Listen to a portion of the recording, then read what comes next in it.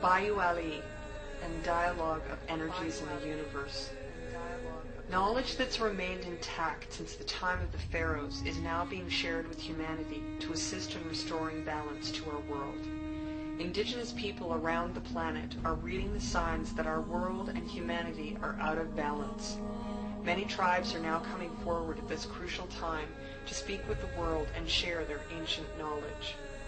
Through uniting the indigenous people with the rest of humanity, we have the potential to restore a world in balance. Dogon elders of the traditional Kemetic priesthood recognize the necessity in this time to provide an alternative to the destructive, self-destructive lifestyle that the modern, colonial, political, educational, and religious systems have maintained for the last 2,000 years. This knowledge has been guarded by traditional Dogon priests, being passed from generation to generation only through intense initiations for thousands of years. Please join us as we discuss these ideas and much more on Friday, July 29th, 2011.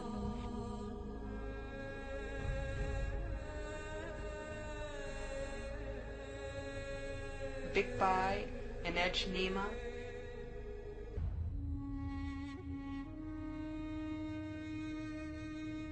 Naba Arita Shinmira,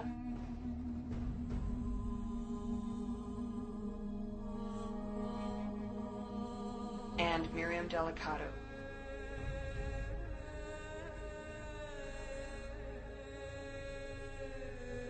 Hosted by Carrie Cassidy of Project Camelot.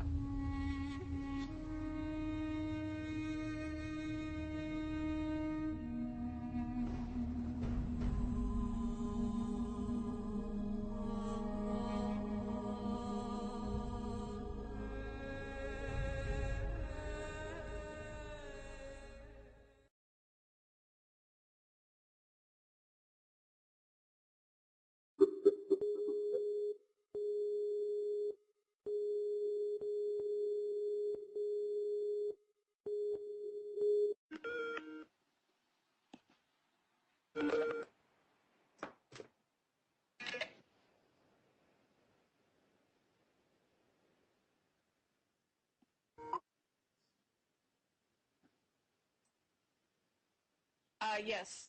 Okay.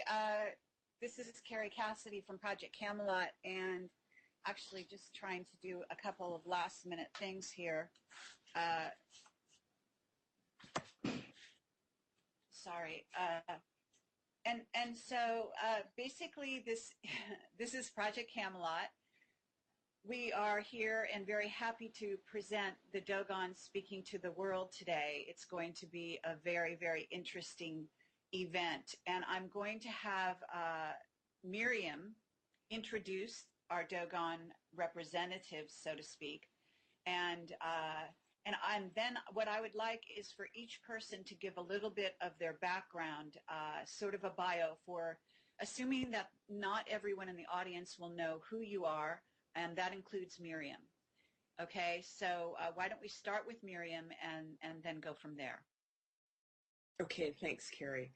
Well, I'll do the best that I can here to introduce these two amazing guests that we have here today, who I've had the great honor and privilege to get to know over the last month and a half, 2 months. And we have Naba Arita Shinmira, who is a member of the Dogon from Burkina Faso. And he is a very special person whose father carries a great lineage from the Dogon people in Africa. And just to mention that we may use the word Marita in place of the word Africa, as this being the original name that was used and is still used today. So that would be Marita. So this is Naba, and we also have Bikbai Nejnima, and I hope that I said it correctly, who also is an incredible person who is following the Dogon way of life and has been initiated into the Dogon following the elders in Marita, Africa as well. And I'll leave that a little bit further bio for each of them to continue if they choose to. I myself am Miriam Delicato, and my work in the last few years of my life have been focused on bringing attention to the indigenous people from around the world to have them have more of a focus as far as bringing forward sacred knowledge, ancient knowledge that has the potential to be able to help move along our society, to awaken them, to have a greater understanding of the energies that we're working with, and to also bring together people from around the world, not just the indigenous, but from all walks of life, to have an understanding that we have to make some changes in order to continue in our world. And a very big part of that has to do with our spiritual paths. So Carrie and the crew that has helped put this together, I send them all a very big blessing, and thank you very, very much for giving us the opportunity to bring these incredible people forward to the world. And I also am very excited to hear what it is that they'll be sharing with us today. Thanks, Carrie. Okay, Big Bai, do you want to say something at this moment, please? Greetings. My name is Big Bai Inejanima. I am a student of Master Naba Lamusa Morodenibi, who is the founder of the Earth Center, which is the school, initiatic school that he started here in the United States. I am currently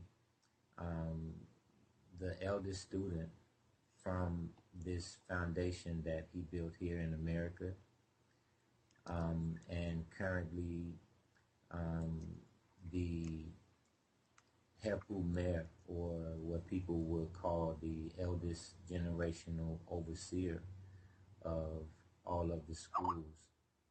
I was born and raised here in the United States. Okay, Big Bai, I'm sorry to interrupt you here, but your audio is not very loud, and I think people are going to have trouble hearing you. If you could speak a little closer and move a little closer to the mic on your computer, that would be better. Okay.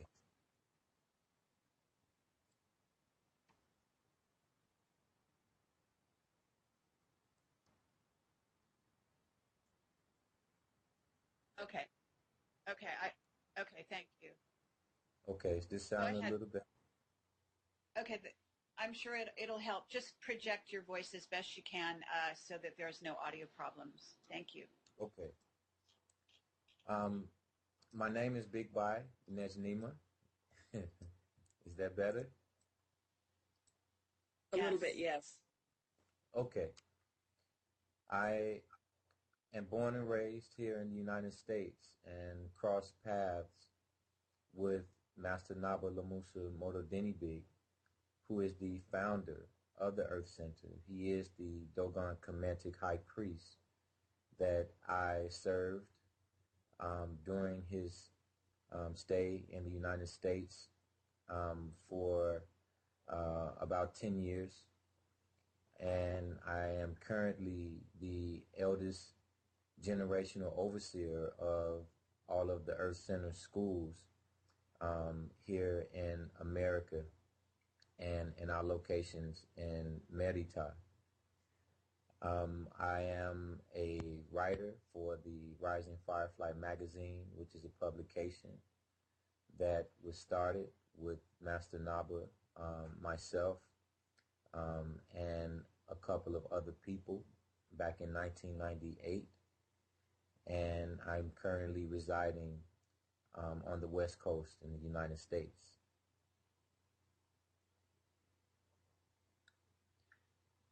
Okay, we seem to be having an audio problem. Is everyone able to hear him speak? He appears to be speaking here, but it's not visible. It's not audible. I can hear him perfectly, Carrie.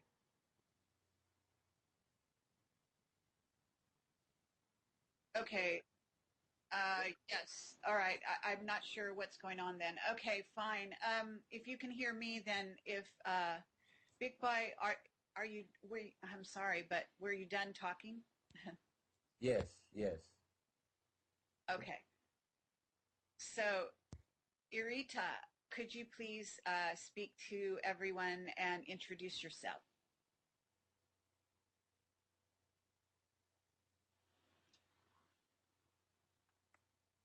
Hi everyone, my name is Naba Irita Shenmira, born in Togo in a Tim traditional culture, born and raised in Tim and traditional culture. I'm a Gumanche, the Dogon tribe in Burkina Faso, and I'm a student of the Health Center, a school founded by Master Naba, who 15 years ago in US here, and I'm right now residing in Chicago and traveling to wherever the work is needed, traveling to go and get everything done. And yeah, so really that's what I can say about myself. That's coming from Burkina Faso, known as Upper Volta, around 60s. Thank you. Okay.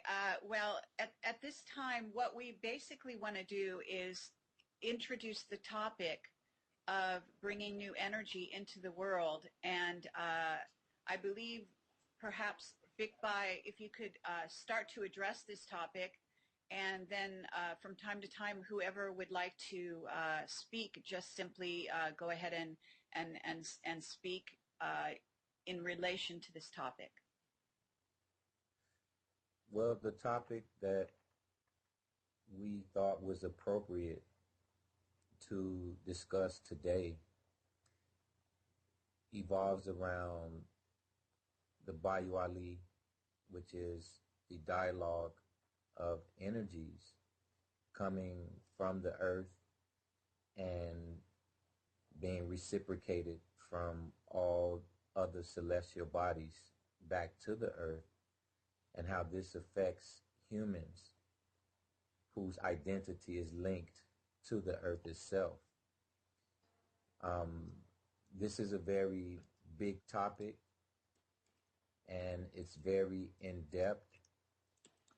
There's no way possible, really, that we can fully explain the depth of this topic during this interview, but it will be our attempt to give a basic understanding, or just to have a foundational understanding of what this means, this dialogue of energies, and how this affects the human being on earth and his relation to the universe itself.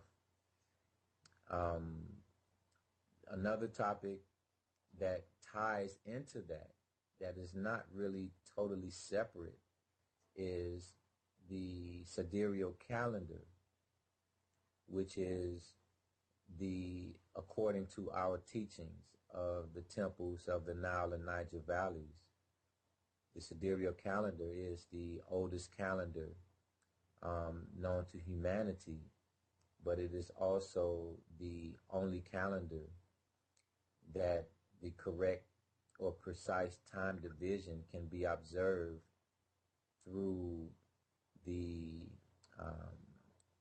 a phenomenon that we know as the heliacal rising, which deals directly with the Sirius or Sothis star in the Orion constellation.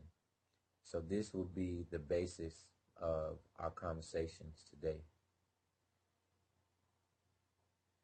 Okay, Big Bai, what did you want to say specifically about the Sirius star system? Only information that is directly related to our concept of time division and how that relates to even the effect that it has on the planet that we live on, which is Earth. Okay, and in what way do perhaps you could explain how the Dogon might view time differently? Can you repeat that? Perhaps you can explain how, as a result of the having, I believe the Dogon believe themselves to have come from the Sirius star system, and that therefore they view time differently than what mainstream people view time as. Could you describe how they view time? Well, I think there needs to be a better clarification or understanding of the Dogon itself, because many people have an idea based on um, what they've been exposed to regarding the Dogon that leads them to believe that the Dogon is just a specific tribe in a specific area of Merita. But that's not the case. The Dogon is comprised of bloodlines that goes back to the Pharaonic period and the Nile and Niger Valley civilizations. When the invasions started happening in Merita, the Dogon, who were considered the upper echelon of the Kemetic society, they went to different areas of Merita in order to preserve the mystery school knowledge that they were upholding in what we now know as the Nile Valley. Some people may say Egypt, but this was long before the word Egypt existed. Therefore, with that being the case, there are many different aspects of the Dogon, and these different aspects, they carry their own um, um, traditions, so to speak, although they're all tied in to one, but they carry their own traditions. The Dogon, uh, the perception that people have of the Dogon, saying that um, they are from Sirius and things like that, that's a very sensitive topic that I know we are not um, um, privileged at this point in time to discuss on an interview like this, because it's something that is it goes very, very much in depth. But as far as how the Sirius star relates to the concept of time that the Dogon or the Kemetic priest, high priest, is very simple to discuss. When we look at the concept of time, how we know time, we base it on the Earth and the Earth's rotation around the sun, or the Earth rotation around the moon, but mainly the sun. But this rotation is very inconsistent, meaning that the rotations and revolutions of the Earth, it is not the same consistently. It's not one constant speed. Depending on the effects that other celestial bodies have on the earth, that can determine the rotation and revolution of the earth itself. So there's really nothing that we can observe in the universe that can give us a precise account of a complete cycle, because the sun itself, basing our concept of time on the rotation of the earth around the sun, you only complete one cycle when you have the same body in the exact same position. And even for the earth in relation to the sun, it takes more than 50 years to get back to the same position to where you can say this is one cycle. So it's due to these discrepancies that it allows for a more, how do I say, it allows us to take a closer look at what's really behind the astronomical theories, being that it takes over 50 years for the sun and the earth to be in the same exact position. Then we have to look elsewhere for that. And because there's nothing else that we can observe, it almost becomes an enigma as to really understanding our position in time and space here on the planet. So the Sirius star comes in to give us that precision that we're looking for. I spoke about I mentioned the heliacal rising. This is an event that takes place according to our temples every 1461 years, in which the Sirius star is eclipsed by the sun itself. From this point, that's one cycle. The next time that happens, it completes another cycle.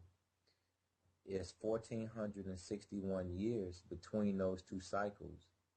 And it's this cycle that has been observed by the Kemetic culture for millennia. We're talking at least that we are aware of 73,000 years ago.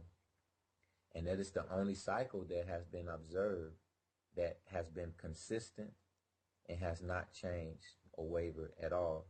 So it becomes more than just a theory when dealing with the heliacal rising and the Sirius star. And this is something that they've maintained records and base everything as far as time division, base it on that particular aspect of the celestial bodies and movements of those celestial bodies. Okay, you're talking about, did you say Leo rising? No, heliacal. Okay, what is that? Heliacal rising. That is the name of the phenomenon that I was just speaking about, where the sun eclipses the Sirius star. Okay. Okay. And you give it a name, which is, I'm sorry, could you repeat that name again? Heliacal? Yes. Yes, heliacal rising. Okay. Is this what you're speaking about? Are these teachings that you have been taught from the Dogon priests? Yes, that's everything that I'll be saying on this interview.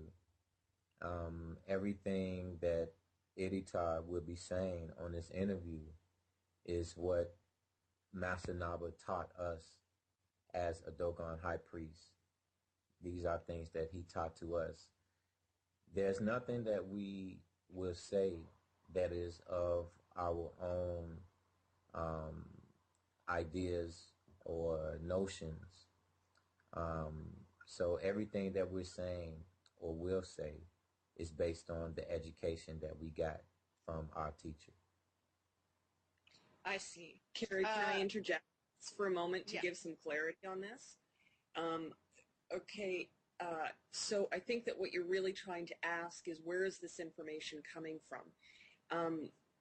With Naba, Erita, and with Bikbai, they have had Master Naba as a teacher, a Dogon teacher, but they also have elders back in Marita, and it is not just, it's about a lineage. They're following a lineage, and this lineage that they've been taught by is from Master Naba, who was Erita's father. So they also have the elders back in Marita right now that they consult with and that they speak with. So when they're here speaking with us today, they're not just speaking from themselves as people, as individuals, and they're not only speaking from the teachings that they received from Master Naba, but they're actually talking about that lineage. I hope that I got that correct. Is that correct, Big Bai? I think they're asking for clarity about that. Yes. Yes. So when we're here discussing, when they're sharing this information with us, we are discussing issues that they have already looked at spiritually. They've looked at with their elders back in Marita. They've looked at for themselves, and these are all things that are being brought forward that are actually have gone through a process from Marita in order to be brought forward here today with all of us. Okay. Thank you for that, Miriam. What I would say is perhaps we can now hear from Irita in regard to some of the things that Big Bai has been talking about in regard to the Sirius star system and the knowledge that has been handed down through Naba, who I understand to be your father. I'm understanding that this is also a Dogon priest, and that you have been under their instruction as well. It's understood that this is ancestral knowledge that your father is trying to communicate to you, and therefore you are, in a sense, his student.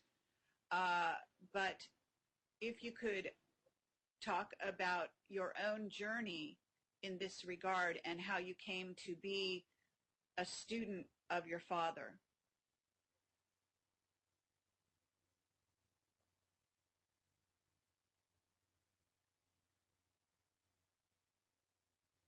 Thank you, Gary. Yeah, really, this is a very special show for us, and yeah, I don't remember when was the last time someone coming directly from the initiation camps, come directly from Africa with the knowledge of the initiation camps to really share it with the Western world. So we really made our decision right now to break that silence and come out and really help people. Because asking the question you asked to really answer it, just want to say that we are like helpers of the humanity. And this is what has been going on for thousands of years with our bloodline.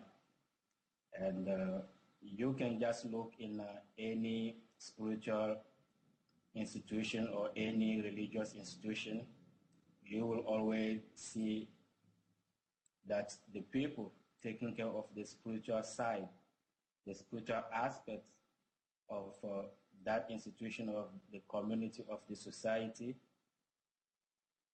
is related to the bloodline that we are. We are a bloodline of people taking care of the deities, taking care of the gods since the time of Pharaoh.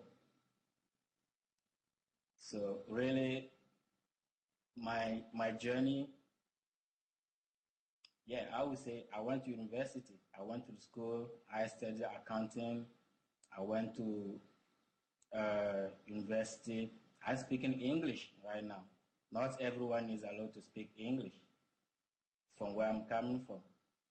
But all that, I'm just kind of grateful to my father, Master Naba, for him allowing me, guiding my step in the way I'm getting to be close to the colonial world, to the Western way of living, but at the same time, keeping my roots deep in the ground, meaning keeping the initiation knowledge, keeping the integrity of who we are. So my journey is just very simple, just like how in Merita, Africa, for thousands of years, ancestors and deities and all that, how they've been working, whatever they've been doing, all that has been like in archives, they record everything. And those things, for a person to be able to reach those things, you need to be part of the initiation. We call it initiation. We have like every 8 years where we have all the young children at the age of 7 who always go deep in the initiation camps. And this is something very secret, and we really don't go deep in that. And in those initiation camps, that's where the young boy learn what his ancestors have been doing.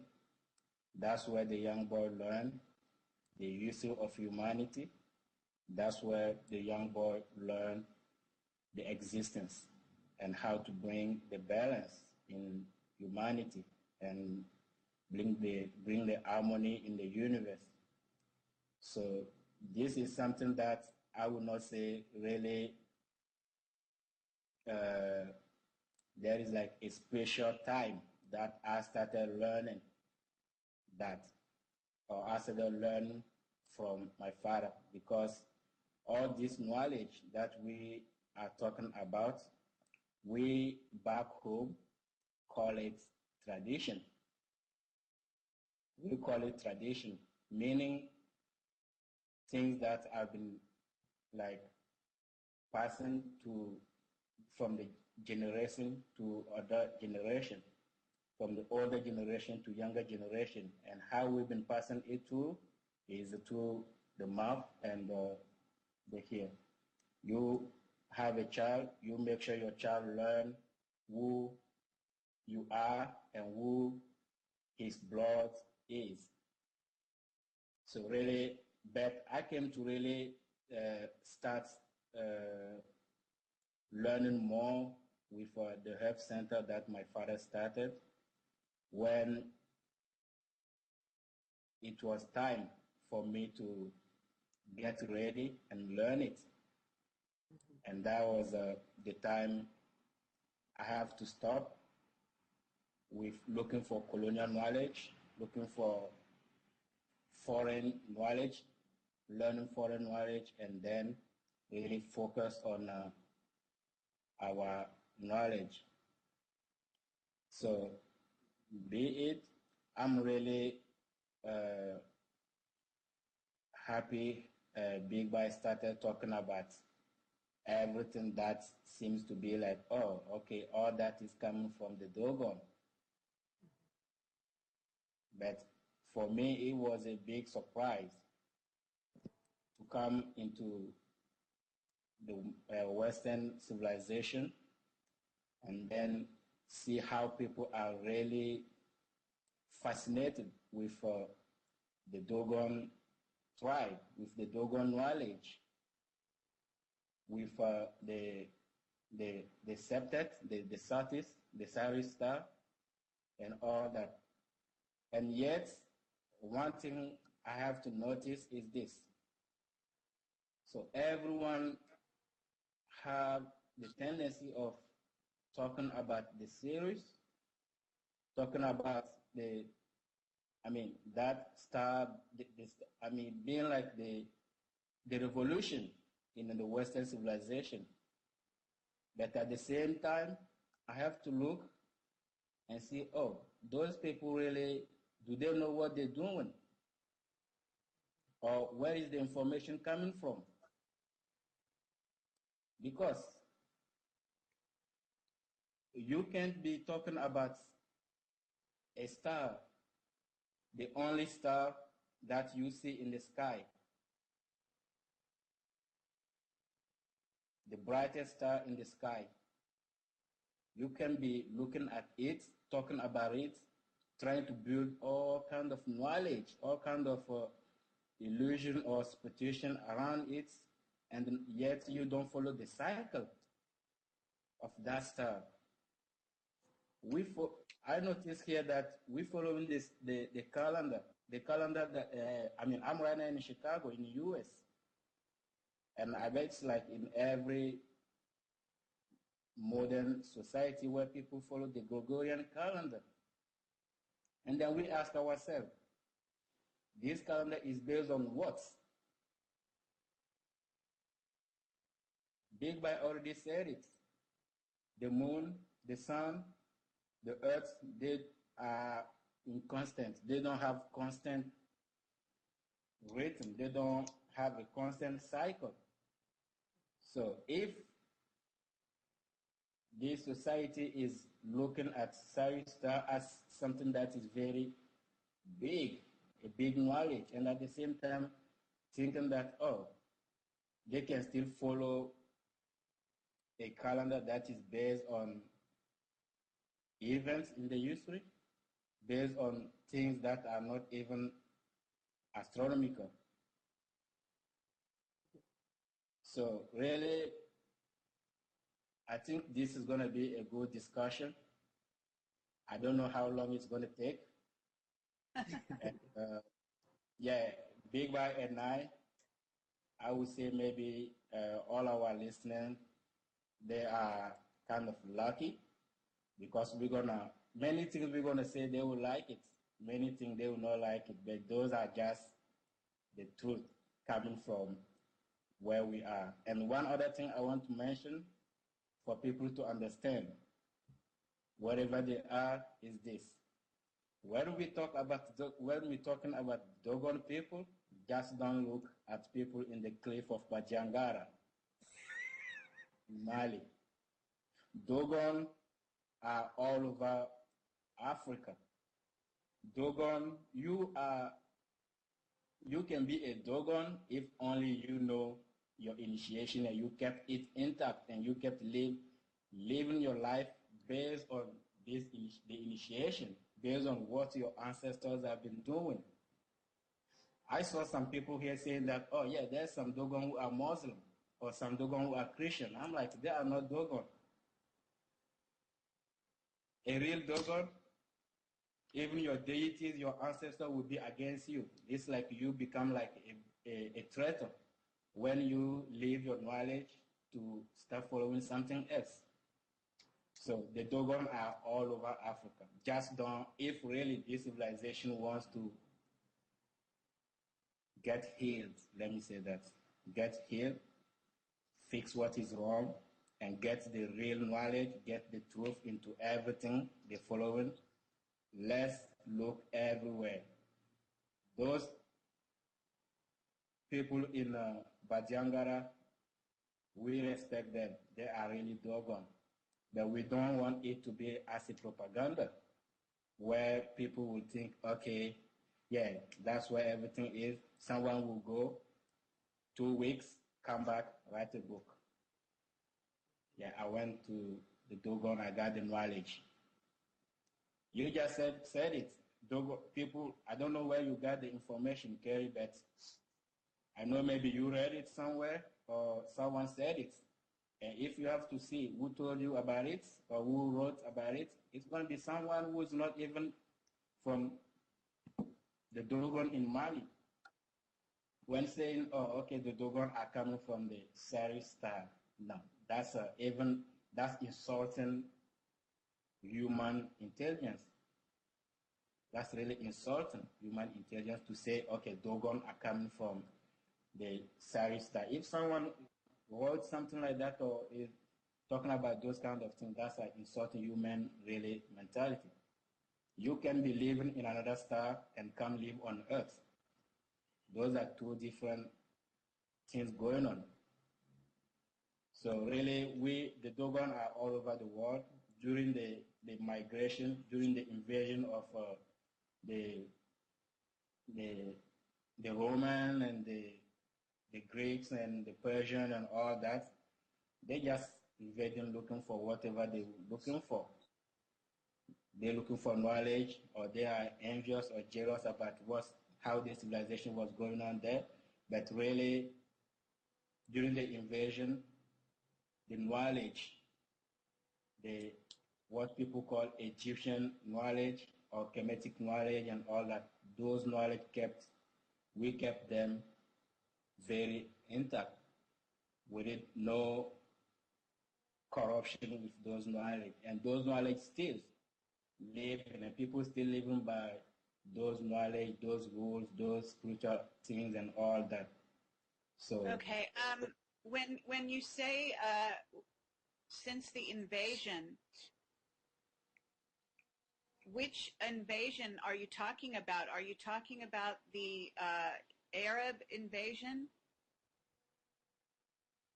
I'm just putting everything together where Arabs really, they were really the first one to invade Africa, to invade the Kemetic civilization, and then came the Greeks and the Romans and all that, the Persian and all that. So I'm talking about those invasions, just to explain to the listener that during that invasion, we have to run away.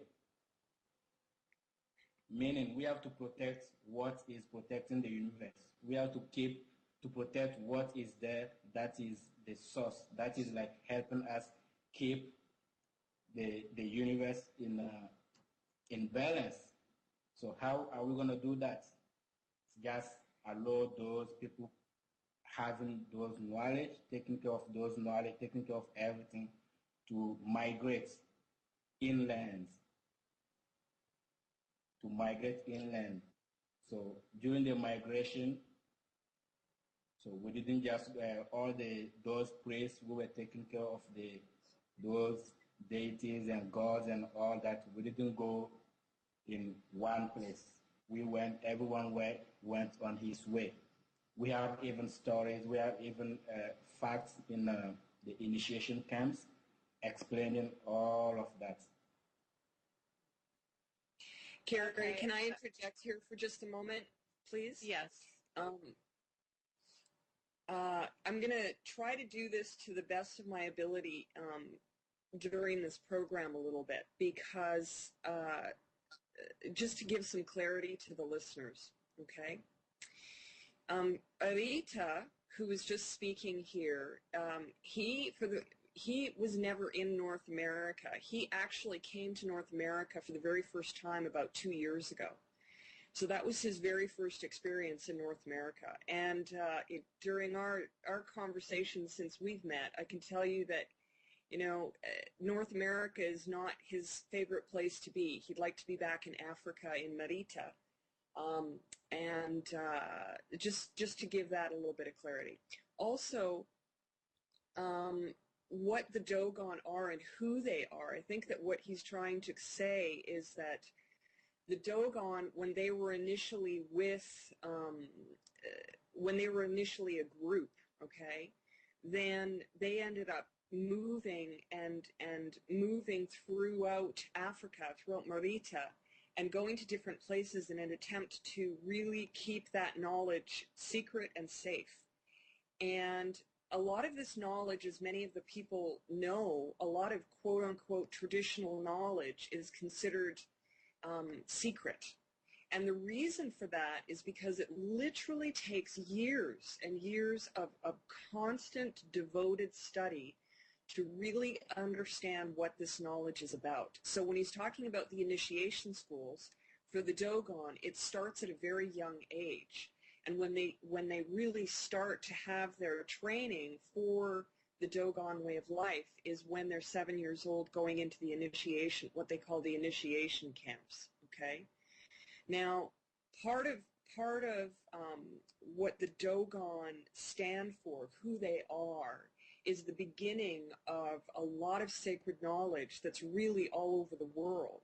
And I know this because of, you know, small conversations that I've had with Bikbai and Erita over the last month, talking about different belief systems and how when they share something about their society and their way of life, you can clearly see that, yes, it came from them. There's bits and pieces of and threads that are throughout other traditions and religions. It's really fascinating. So what the purpose of a Dogon is, that's a question that I would like to have Erita and Bikbai talk, you know, briefly about what the focus and the purpose of being Dogon is. Because with most traditional people around the world, traditional people, meaning indigenous people, the purpose of following that tradition is to live in a balanced, harmonious way of life between the earth, humanity, and the rest of the universe. And so to sort of lead us into this awakening that we are also going through on the planet, to really get into what it is that, you know, the conversation is leading to here, which is the difference between time and space, and the Bayu Ali, which is the energies of the earth and how they move through us. So what's the purpose, the life purpose of a Dogon? And how does that relate to the Bayu Ali? That's what I'd like to ask. Big bye. Okay, can you hear me?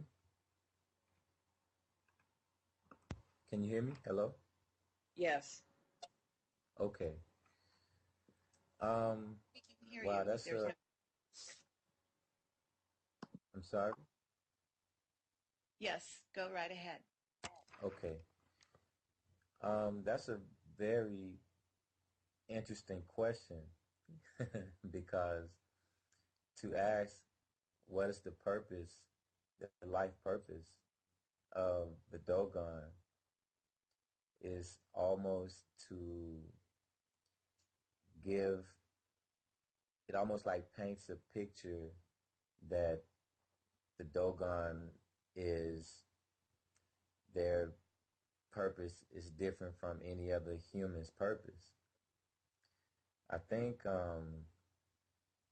just to clarify, I think I understand what you were trying to ask.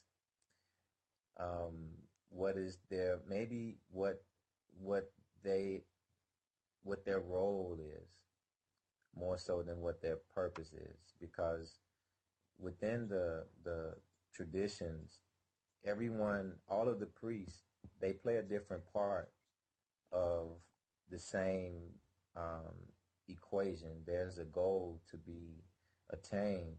There's different ways of achieving that goal. And all of in the priesthood, and through the initiations, everybody may have a different interest or a different way that they would like to contribute to the overall goal, which is really no different from what you mentioned, Miriam, that you are aware of other cultures, is to maintain a balance, a harmony with the planet. And the, the purpose is no different from that, but the roles may be a little different. But even I can't say that that would be very honest to say that, because in different cultures around the world, there are priests that might, their focus may be the same as some of the focus of the Dogon priest as well. But just to give a little insight, there's different levels of knowledge within the initiations. And the higher you go within those, that structure, the more you are exposed to, and it's based on that, that your role is constantly being defined. Another way of putting that is, I can't achieve or I can't do anything if I haven't been given the exposure or the tools or the knowledge that will allow me to do whatever, it is that I am to do. So as you climb the ladder, so to speak, of knowledge within the initiations, and just also keep in mind that it is these same mystery schools of ancient Egypt that have maintained and preserved itself through these initiation camps all over Africa, all over Merita. It's these same initiation schools that educated, even for very short periods of time, people who then took credit for being the father of philosophy or astronomy and all of these things. So there's different tiers or different levels of knowledge to be attained. The higher you go, your role becomes more and more defined, because now you're being exposed to things that you probably never thought even existed before, or things that you probably thought were even impossible to attain, or even just realizing the realities of things that exist that maybe you just don't see right in front of you. So you can't be exposed to these things and still have the same role that you played, because you've been exposed to it for a reason. It's a reason why. It's like being supplied something to build something. And if you're being supplied more tools, that means that it's meant for you to build something different or bigger than what you initially started with. So the role of the Dogon, or the purpose of the Dogon, is the same as any other human being, but within the initiations, within the knowledge, everyone plays a different role that still collectively allows everyone to achieve the same goal. And the goal is perfection. The goal is to perfect ourselves. And we know that that takes harmony. We have to be in harmony with the planet that we live on. We have to be in harmony with others in our environment. And this is a very daunting task, because as human beings, we are much harder to keep up with, for the energies to keep up with, because we're moving around all of the time. If we were just all trees or mountains, plants, it'd be a lot easier to have and maintain a harmonious existence, because we're not becoming obstacles to this dialogue that the earth has with every other celestial body in the universe. So this is kind of a segue into the Bayali actually, but I'll wait until maybe a question specifically about that is asked.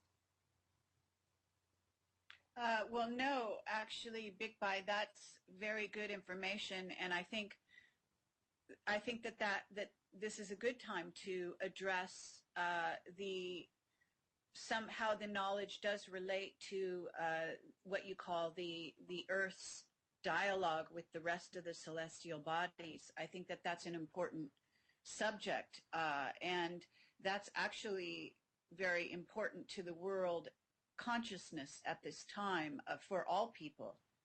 And I would also like to say that when you talk about the traditions and you talk about the priesthood, in my view, traditions and priesthoods are no longer appropriate at this time on the planet.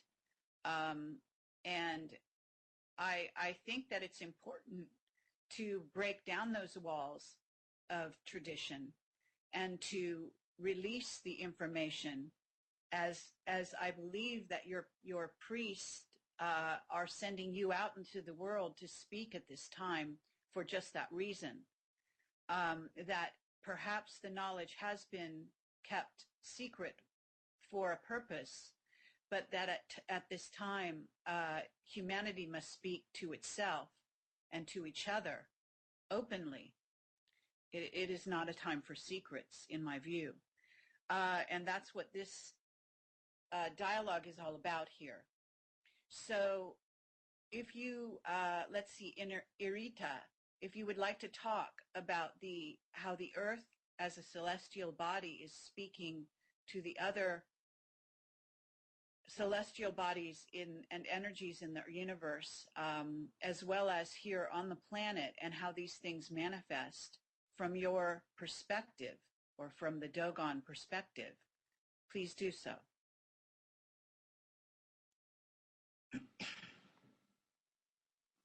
Yeah,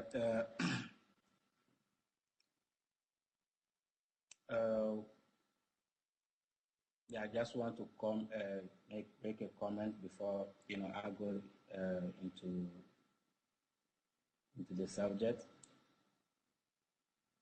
We are keeping, the tradition, or maybe the tradition we can call them, or the priests, or those being the one, the guardian of the knowledge of Kemet, of Africa. They're keeping the secrets for one reason. We're keeping the secret for one reason. And that reason is this. This society doesn't know anything about spirituality. This society doesn't care about the world harmony. This society doesn't care about the universal balance. This society is just about, I'm talking about the modern society. It's just about destruction. From the last time, or maybe from the first time, this modern society with the politicians and all that gets to control this planet, if we have an open mind, we just have to look around and we see the image of the earth.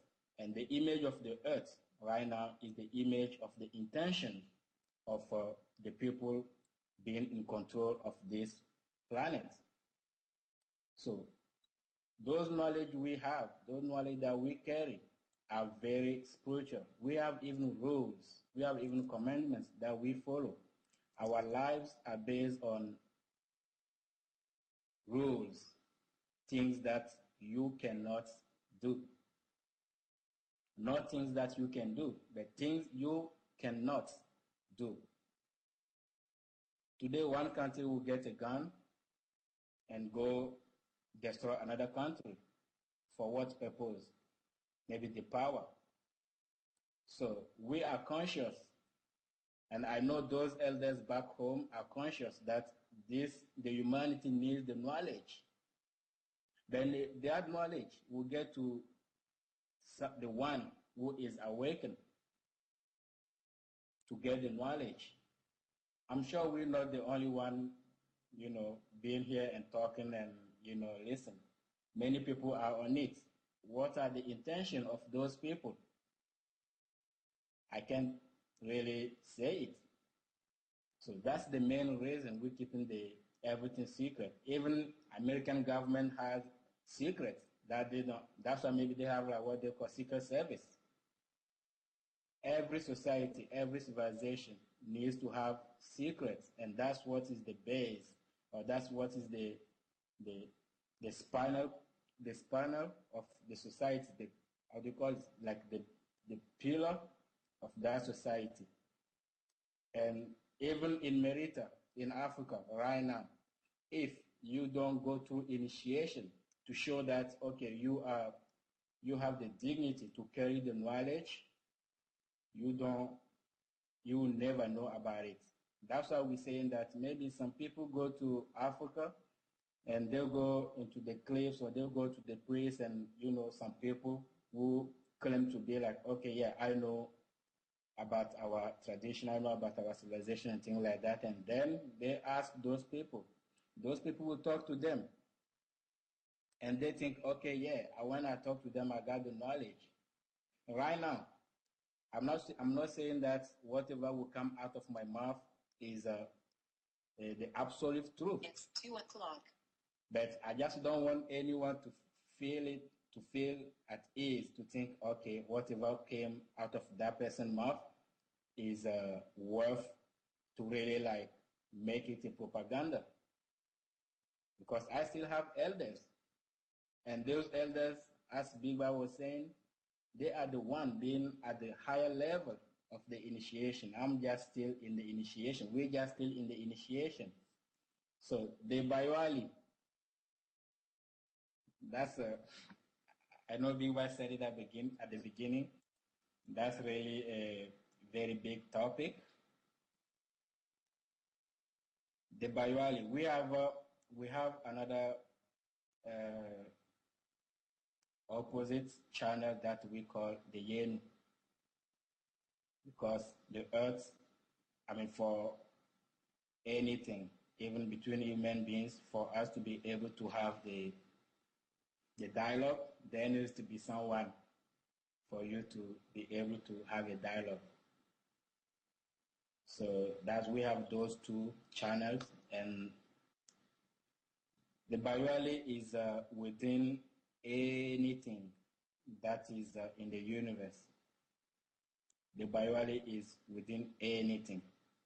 Okay, Irita, is what you mean by Bayali, are you talking about what we would say in English, the essence of something?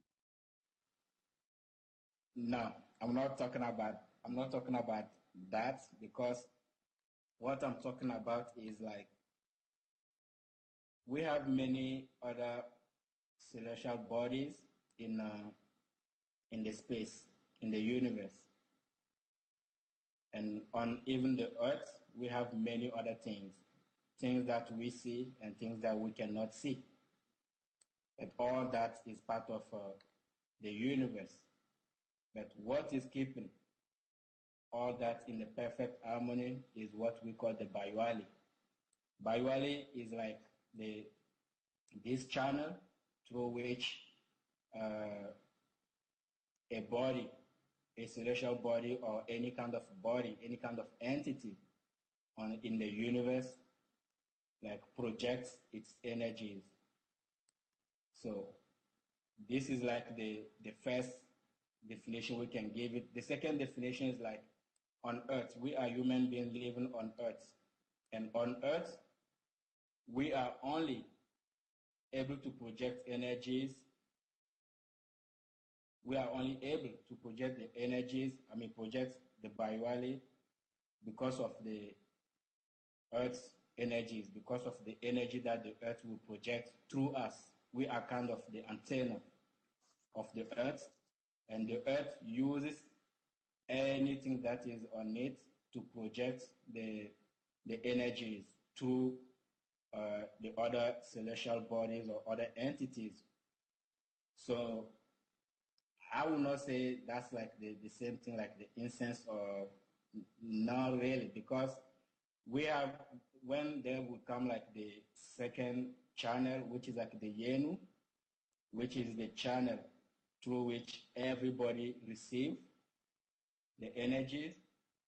Then talking about the incense of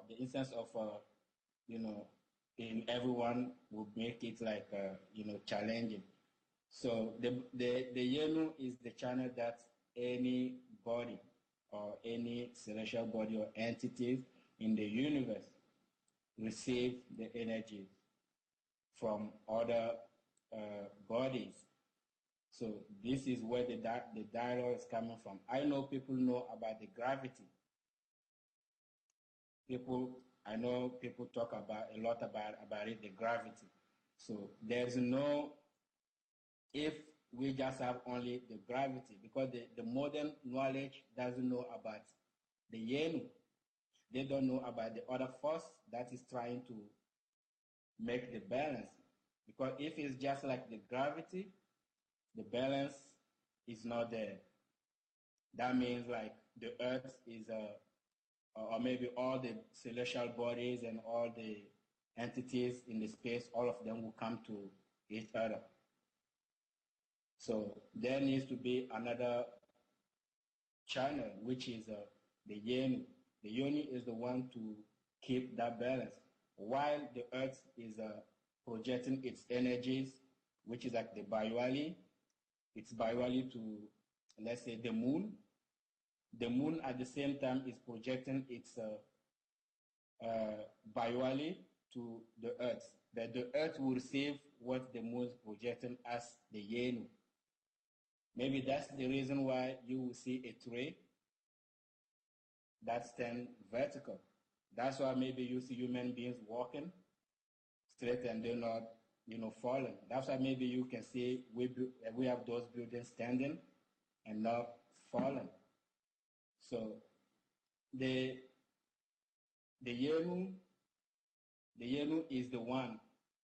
When another body projects the Yenu or project its Baywali, and that's coming on earth, everything that is on earth, human beings, trees, cars, whatever is living on earth, all that will receive it as the Baywali.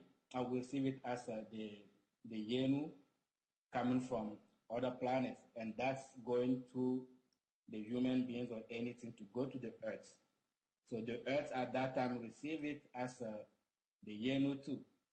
So that's when Irita, me here right now, if I'm in perfect harmony, my energies are like clean, and I'm still alive with the earth, living on earth. The reason is like because I'm clean, my energies are still there, and that's like for everyone. So when a human being or when an entity becomes like the handicap of the dialogue, maybe the sun is projecting its Baywali to the earth, and there's some kind of blockage in my body, this body, and that blockage doesn't allow the earth to receive it, because everything on earth is in perfect harmony. Anything that you see on earth is in perfect harmony, because the earth itself needs to be in harmony with all the other celestial bodies.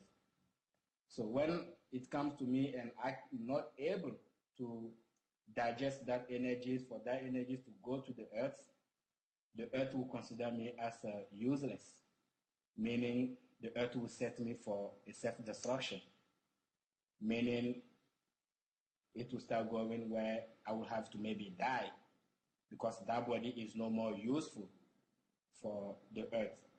So that's why really in the tradition we say it will take more than a sickness, more than accident or anything to say that someone died.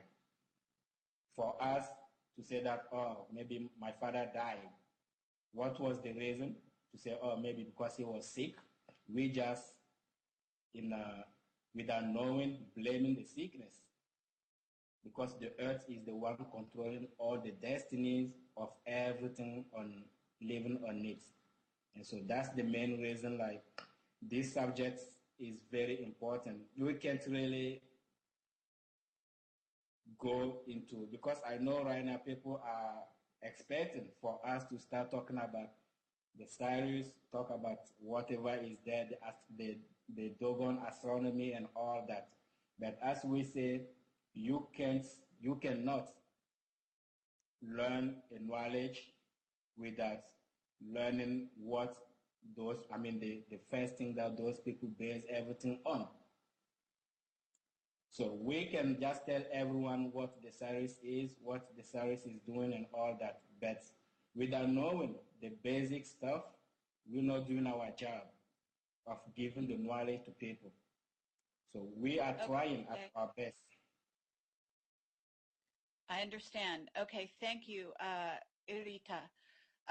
Big Bai, if you could speak at this moment about some of the things that Irita has touched on, and thank you very much, Irita, for that. That was very good information.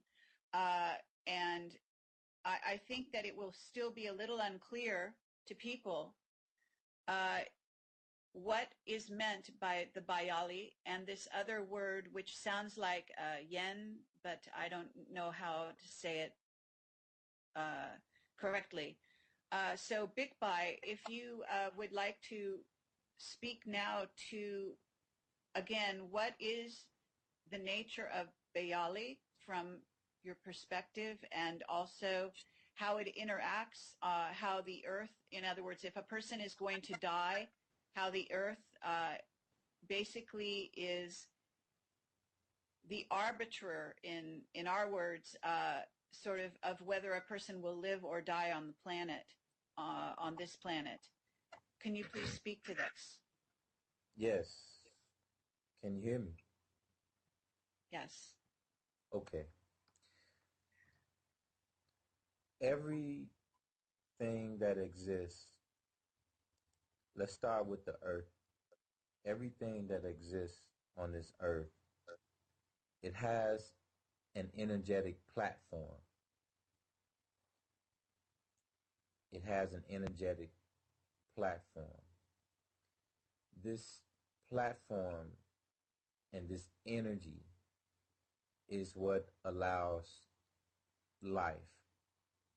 If that is cut or no longer, if it's no longer there, that person, that plant, that tree, or whatever it is, will cease to exist. There will be a phase of decomposition and things like that. This platform, which allows life on this planet, is what we call the Bayou Ali. The Bayou Ali is like just a loose term. Let's look at it like a ocean that's inside the core of the earth. Let's look at it like that for the sake of this conversation. It's like an ocean inside. Yes. Yeah. And I think that's very good. And in some ways, we would call it a soup. That would be the same kind of thing. That it's a soup of different energies interacting with each other. But on the earth, it is certainly the earth energies, but it is also impacted, influenced by energies outside the earth. Yes, and this is what Irita, when he mentioned the Yenu, this is what is impacted by. The Bayou Ali is impacted by the Yenu and vice versa, because the Yenu, if we take a planet, let's just say Mars, for instance, Mars has a Bayou Ali. The Earth has a Bayou Ali. Everything that we can observe in the universe has the Bayu Ali. Now, the Bayu Ali is a force that emits. It emits. Every planet is giving an emission. It is the connection through this emission with other planets that now, instead of just emitting, planets are also receiving at the same time. What they're receiving, this is what we call the Yenu. This is what creates that balance that is necessary for the planets itself. I'll give a very clear example of how this works. Let's just say you have 10 people in a big room, and you tell them, okay, I'm going to cut the lights out, and I want everybody to just run around as fast as they can, and it's pitch black dark, and to run as fast as you can, but without, making a noise or anything. Just run. Okay. Chances are there's going to be some injuries. Now, if you take the same scenario and you say, okay, this time when you run, it'll still be dark, but this time I want you to yell as you're running. The chances are the injuries will probably be less or non-existent, because as I'm going through, I can hear what's next to me, so I know where to avoid going so that I won't have a collision with someone else. I'll even be able to tell if it's a man or a woman. I'll even be able to tell if it's a boy or a girl. Even if it's an older person or a younger person. All of these things I will be able to identify because of what they're projecting to me. Although I'm projecting at the same time, I'm also receiving what they're projecting to me. This is the way that it works with the Bayu Ali and the Yenu and all of the celestial bodies. This is why... Yes, we would call this emanating. You understand the word emanating? That's what we would call this.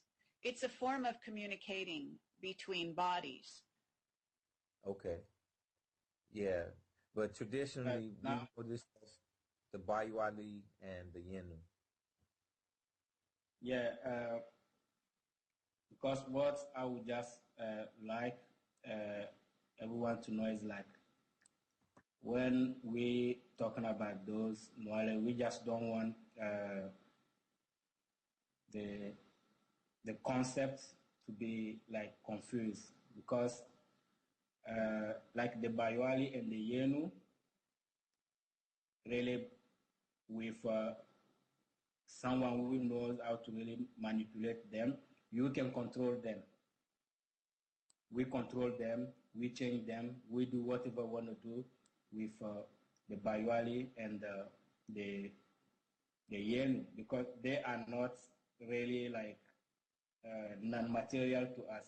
Those are like things that seems to be like touchable, like you can touch them and you can move them and bring them back and do whatever you want to do in the way to be able to bring that harmony. So I don't know if with what Gary you saying, if that's like the same way, with the same concept.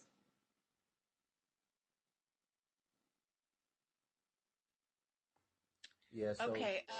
Well, how you deal with this, you understand, is it may be different depending on the person, okay, and depending on the purpose. Yeah. You may affect it. You may wish to affect it. You may wish to change it, or, as you say, put it back into balance, and so on. But regardless, you either act on it, or it acts on you, or both. Yeah. Can I?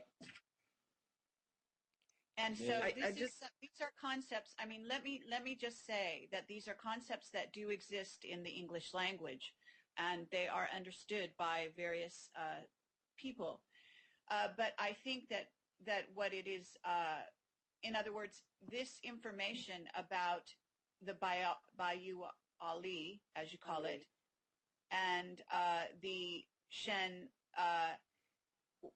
Yeah. What is important about this discussion at this time is how it is affecting life on the planet now, how life is perhaps changing as a result of changes in the Bayou Ali of other planets, of other star systems, and of the energies that they are projecting as we on this planet move through what you might call the oceans of the universes.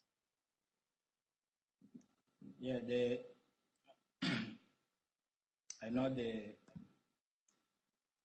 this system, or let's say the modern societies, like think you can just uh, wake up and whatever you think, that's really what it's gonna be.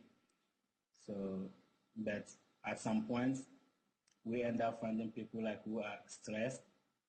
We are like, I mean, all those problems that we see around us, people have. And as I was saying, we just have to look into the face of the humanity, and it's going to be very easy for an open mind to see that something is missing, to see that something needs to be done, to see that there is a problem somewhere and that problem needs to be fixed. Yeah, the Dogon were talking about the Sirius star, or maybe talking about astronomy for thousands of years. So that can only happen if you are able to master the dialogue of energies in the universe. No one didn't go on Sirius, and no alien didn't come to visit Dogons to tell them what it is. All that, that's why I was saying that those energies, we master them just like how I can hold my cell phone or how I can touch someone. And they are easy. If you master them, it's easy to really like, manipulate them in the way to fix everything. But yet, this modern society with all the people ruling this society don't know anything about it. They just know one part of it, which is the gravitation. No, the gravity. Yeah. They just know about the gravity. So the gravity, just knowing only about it, is what is setting right now the whole humanity to self-destruction. The oceans are reacting, the winds are reacting, the mountains are reacting, the earth itself is reacting at this moment. So the thing is like, maybe we have a very small anecdote or story like that happened. My father said that happened in 1920s, something like that, where a student from Europe discovered like, okay, I mean, he learned and he thought, okay, he was coming in Merita in Africa to teach them about the gravity. He thought he was coming there to teach them about the gravity. And then when he got there, in the bush, you can't live in US, I mean, or in Europe and go to Africa in the bush and say you want to teach them the gravity. And then when he got there, he said, okay, I want to teach you guys something. for him, this is like coming to bring a knowledge to some people. But at the end, he understood that those people are already like beyond, way, way, way beyond what he was calling knowledge. Because he said, he picked up a rock.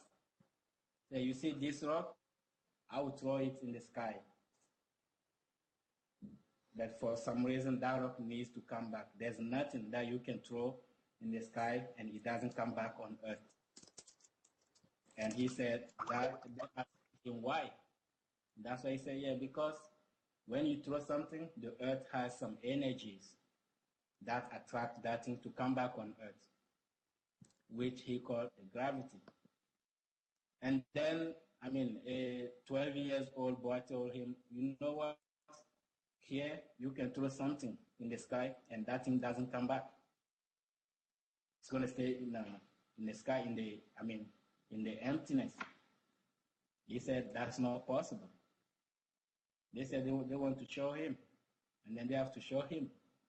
They said himself to throw up the rock, and he threw the rock in the sky. But while the rock was coming, at some level, they stopped the rock there, and the rock was like in suspension. So that's where they explained him that here we're already beyond, way, way beyond the gravity. We're talking about another channel. Yes. Okay. Thank you, Irita. This is very, very true, what you're saying. And there have been great misunderstandings between people when trying to communicate. No doubt about it. Miriam wanted to say something at this time. Thanks, Carrie.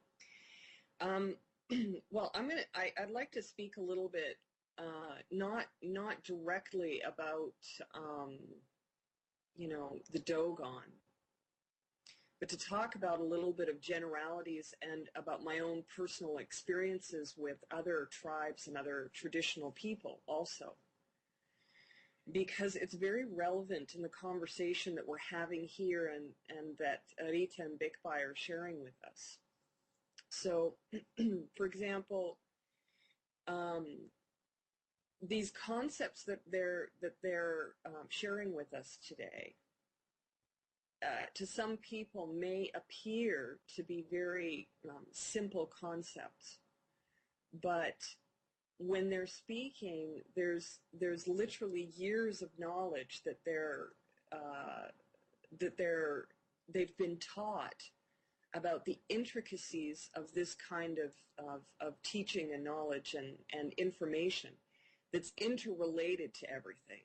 And what they're talking about, I think, from looking at other tribes, if I take it into that relationship, there are other traditional people who have the ability to work with the elements of this world, and that's part of what their ceremonies are, is to hold all of these energies in balance between the earth itself and the rest of the universe, in all of life that's out there.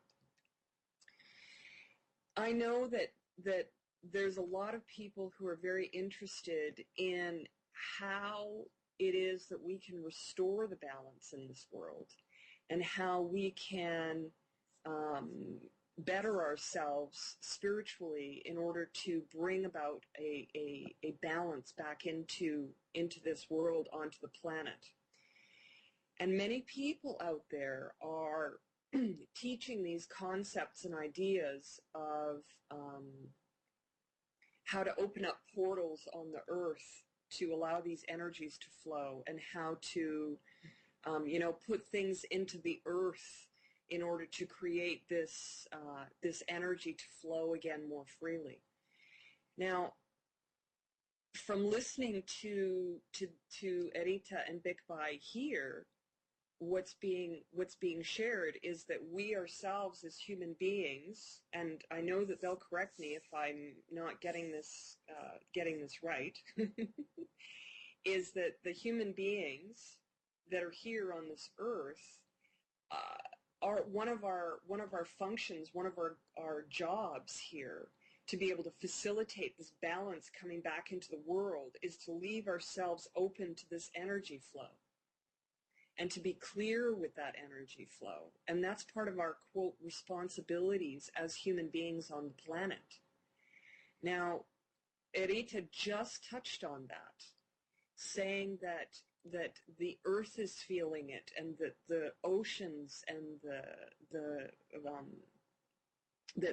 planet is reacting, because these energy flows of the Bayu Ali, the energies of the earth, reaching up to the Yenyu, where it's going, and the communication is being blocked. So we as human beings have the ability through spiritual development and allowing those energies to flow, have the ability to assist in bringing back the balance to this world. That's what I'm understanding. And that's a personal belief that I have of myself in the other indigenous cultures that I speak with and that I deal with.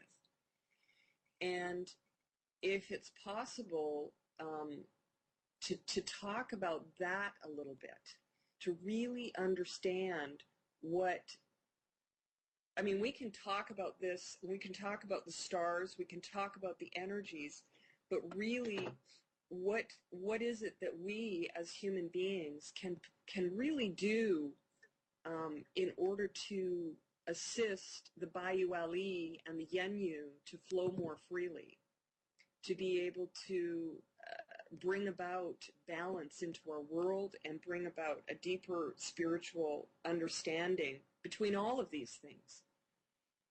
And Miriam, so that's my first question. Thank you.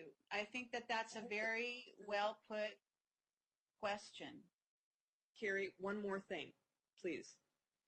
The other aspect of this, which is really important to understand in this process, is, and this gets touched on, and it's a very sensitive subject matter for all, quote, indigenous people who are carrying sacred knowledge and traditional knowledge, is if we use this information incorrectly, or if we're only using part of it, meaning all of these, quote, teachers out there that are taking just bits and pieces of this traditional knowledge, how can we affect it negatively? And that goes hand in hand. How can we use it in a positive way, and how can it affect us in a negative way? So, thank you.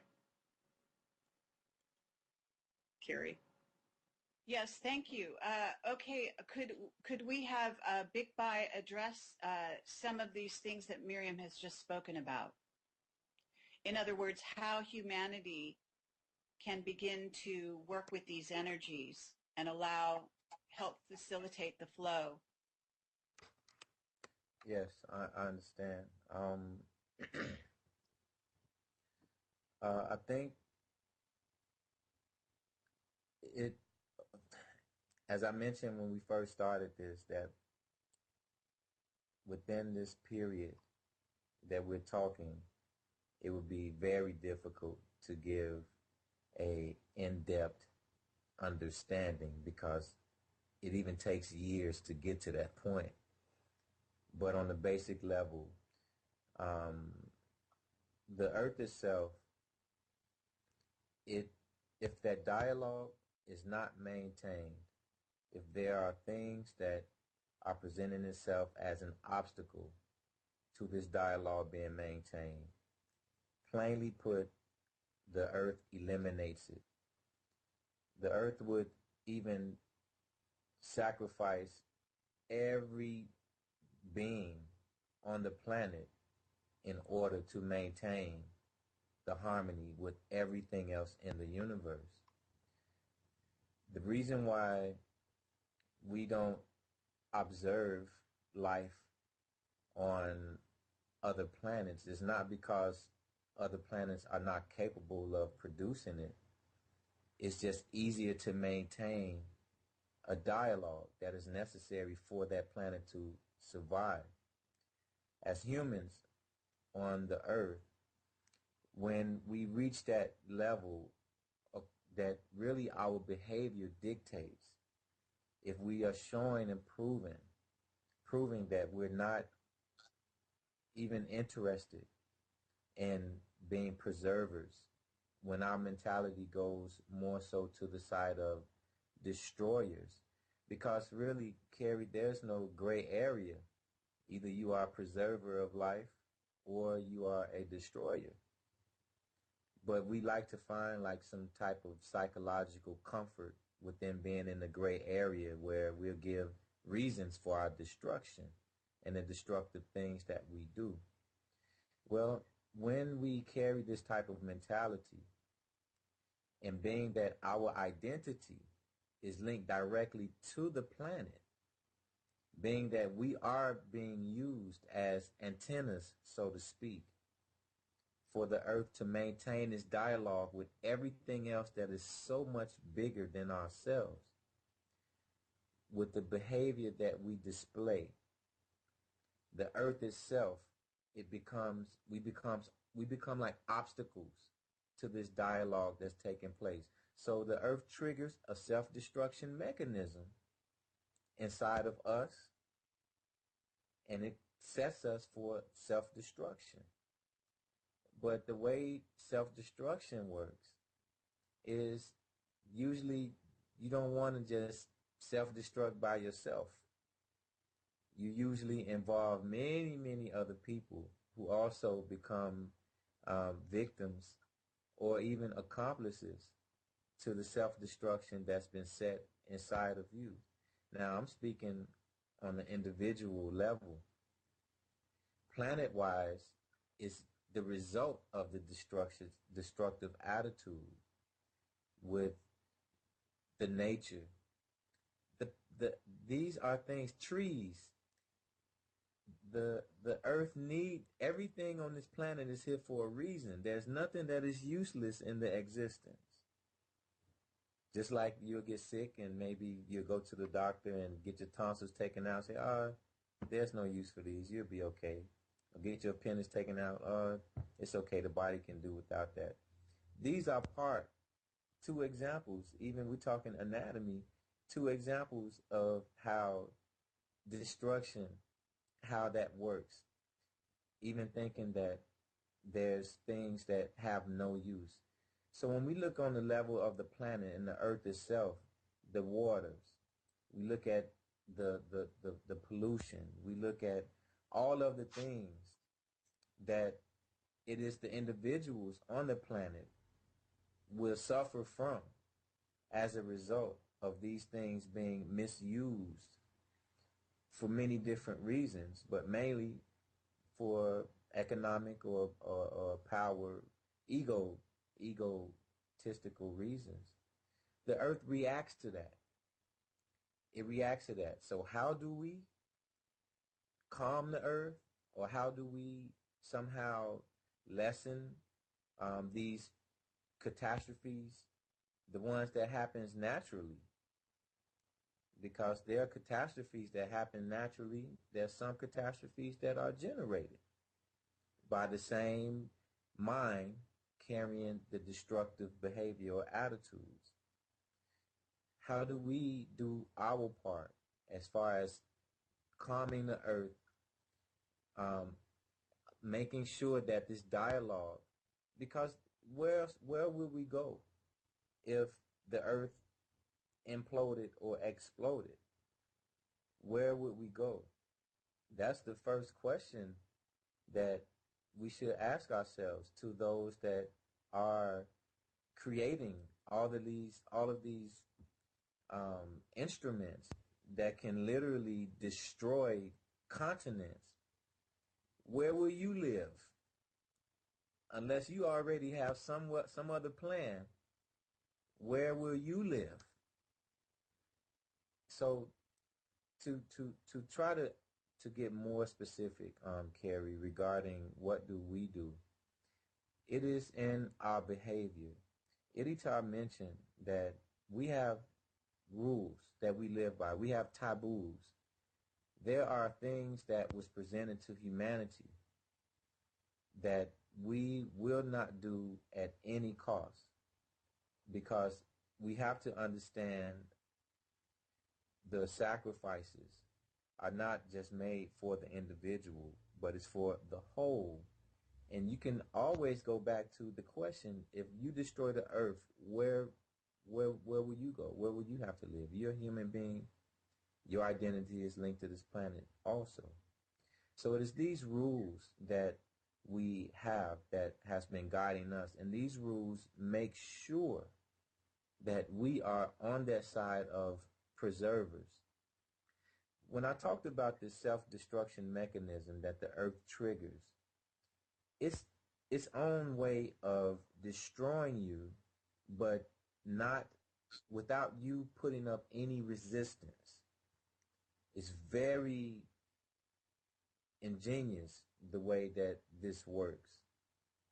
It's very ingenious. It's a way the earth have of getting rid of you to maintain itself, but without you trying to resist even your own destruction. This is why everything comes to like give us the pleasure and makes us feel good. The destruction come in those forms. It come in those forms. If medicine was bitter, we probably wouldn't like it. But when we get those things that taste sweet in our mouth, it gives us a euphoria that allows us to even be okay with everything and be okay with the world, and everything is all right. This is an example of the self-destruction mechanism that the earth triggers in the human being. The channels that go through all of us are fluctuating constantly. They're never all the way open, and they're never all the way closed. There's a balance. This is why Edita said everything on earth is in perfect harmony. But when he said that, I can imagine the way most people understand harmony. They would say, no, everything is not in perfect harmony. It's crazy and chaotic. No. Everything that has life, it is harmony that allows life to happen. Now, those channels not being all the way closed and not being all the way open, there's a area in the middle that allows life. But it is when those channels start to close, that is when the human being is now set itself or has been set for self-destruction. But it can go in that direction 1 minute, and then the next minute it can open back up. It all depends on how the earth see that individual as being useful or hurtful to the dialogue that it must maintain to maintain itself. This is why some people would commit suicide. Some people would even cut their wrists, and when they did it, in their mind they wanted to kill themselves. But then 5 minutes later, they get on the phone and call the ambulance to come pick them up. Which one is it? Did you really want to kill yourself or what? This is an example of how the channels fluctuate. This is an example of how 1 minute the channels can be closing on you and then they can open back up. So when it comes to us humans and the destruction that we're seeing and the earth reacting to all of these things, the only way to ensure harmony is to go back, live our lives according to those rules that were given to humanity to be preservers and not destroyers. It's very interesting, Carrie. You hear of all of these destructive things in nature that has been happening, but you really don't hear about too many of those type of things that happens on the continent of Merita. And I've always thought that was interesting, and it took me a while to learn why that is. But I just say that to say, having an understanding of your relationship with the planet, it gives you, it's almost like a guide on where to walk and where not to walk, and also how to maintain your channels, your Bayali channels, how to keep them open enough to where the earth still finds you as an important piece to its own survival. The day that that happens, where the earth sees you as an obstacle, you're no more useful. Your channel is cut, life is gone with that. And it doesn't matter if you are old, young, it doesn't matter, the situation. It's all about aligning ourselves to be a channel for the earth and this communication. This is why for us, sickness is not the cause of death.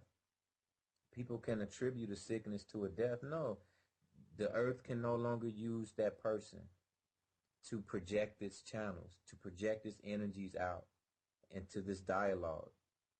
The Yes. reasons, yeah. Thank you. Big Bye, I'm sorry. Yes, this is very, very good and very true.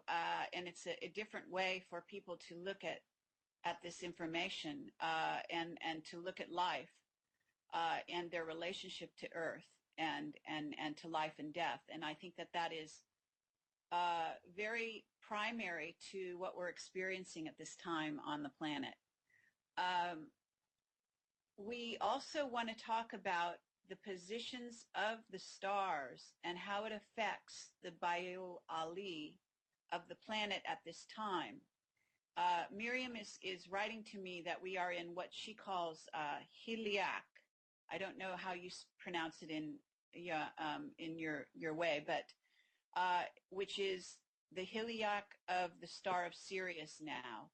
And perhaps you can speak about that and how that's affecting the Bayuali of this planet, the Earth.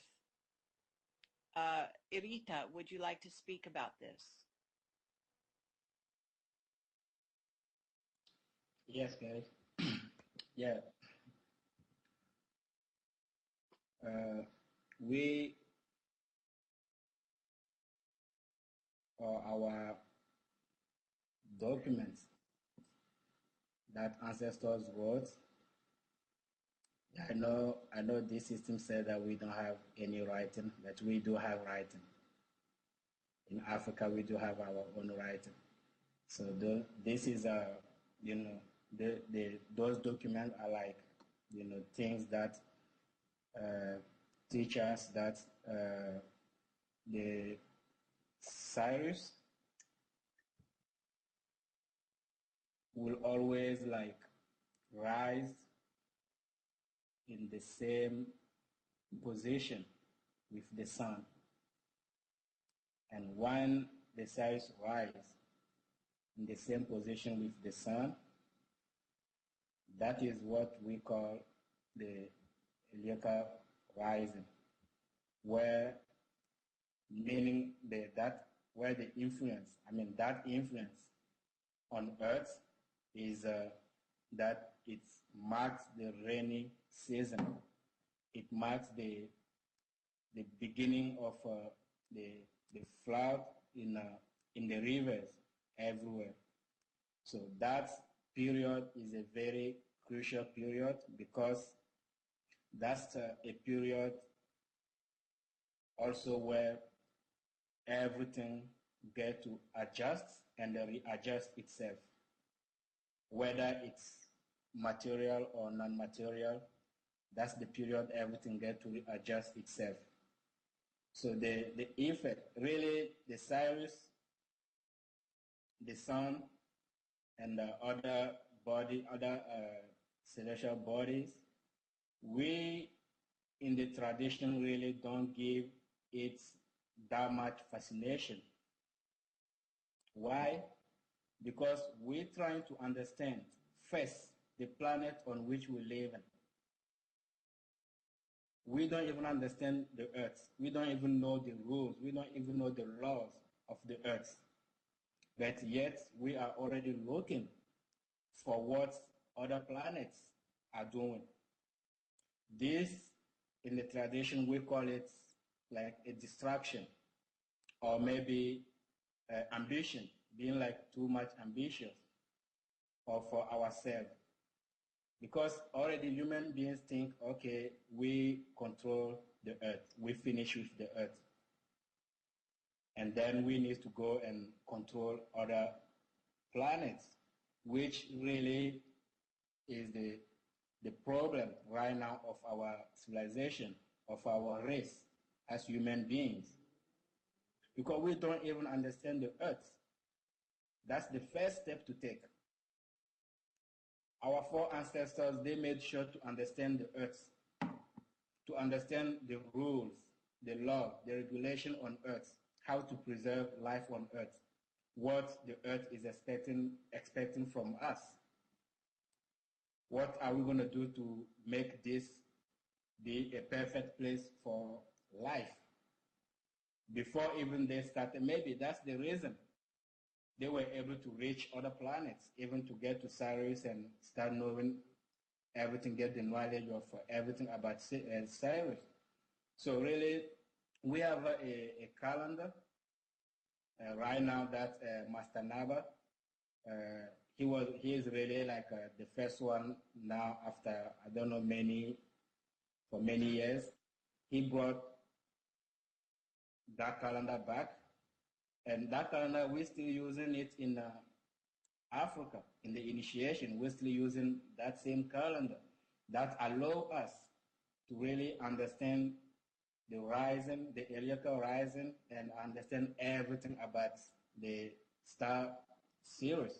Because that calendar is based on the cycle of the series. That's why we call it the sidereal calendar.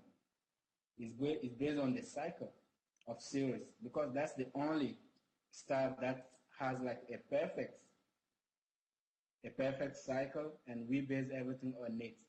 So we have the calendar that explains everything, and just like to give it to people to understand a little bit how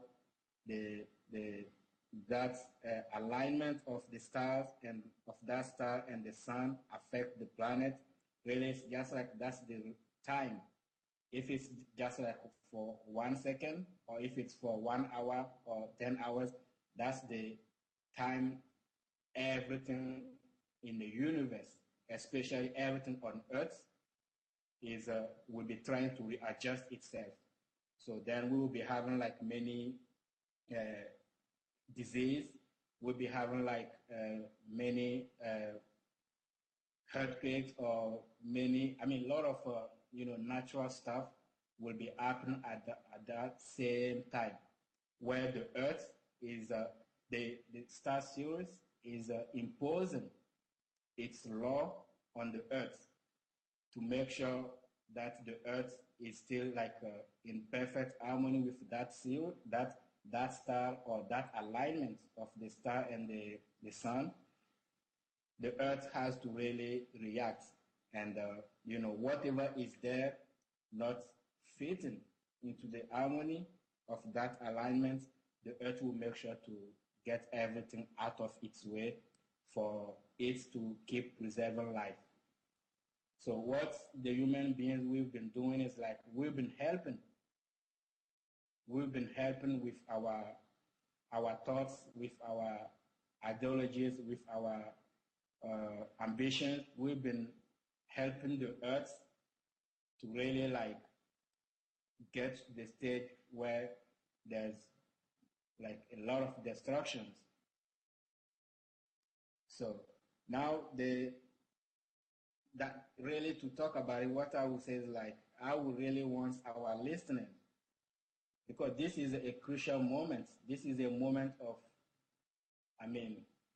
for us, especially coming to really share those things, it's a moment where people need to reconsider. We're not against people trying to see what other planets are doing or what's going on other planets. We're not against that. But for you to be able to know what's going on in other planets, you need to find a planet to stand on, and then start looking for what's going on the other planets.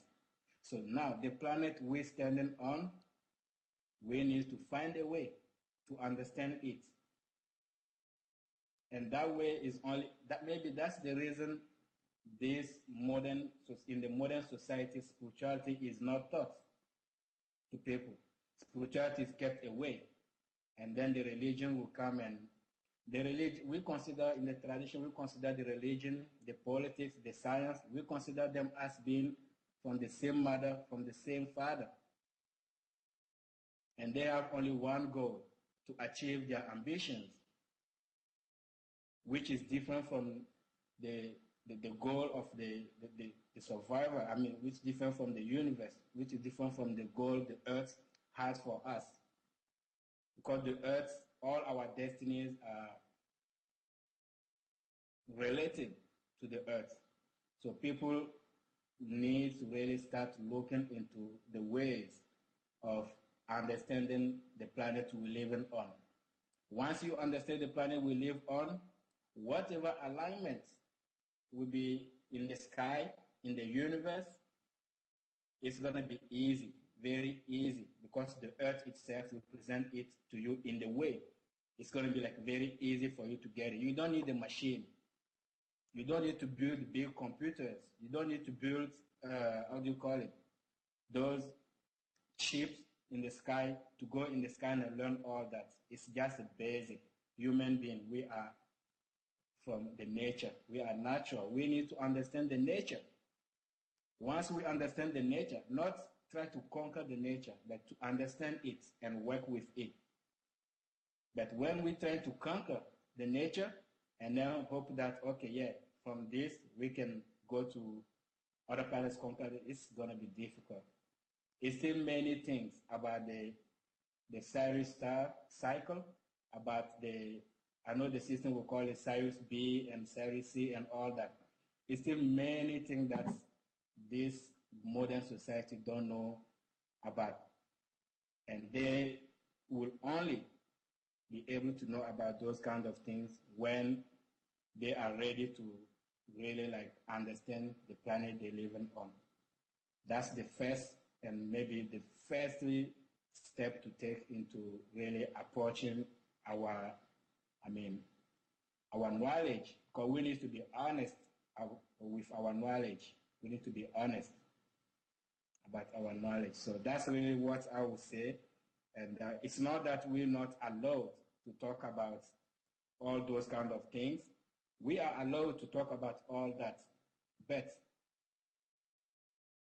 you can't, from where I'm coming from, they say you will not cross over the snake and go get the stick to come back and kill the snake. You don't want to do that. But by the time you cross over the snake to go get the stick and come back, maybe you'll find the snake there. Maybe the snake will bite you by you trying to cross over it. Or maybe by the time you come back, the snake will not be there. So let us go, be a little bit honest, apply some honesty with our intellect and our the way we're looking for knowledge and reach it with, how do you call it, with a good, in a good way, where the nature itself will be happy with us receiving that knowledge. Big Boy said something very important. I don't know if people thought about it. I've been seeing it in the movies also, because the continent, Africa, is the only place those kind of natural disasters don't happen. If there is right now, if there is a natural disaster going on in Africa, maybe it's just, they send the guns there for people to kill each other. Otherwise, we don't know. We learn how to master. We learn how to live with the nature in which we live in. So we try to live in harmony with it.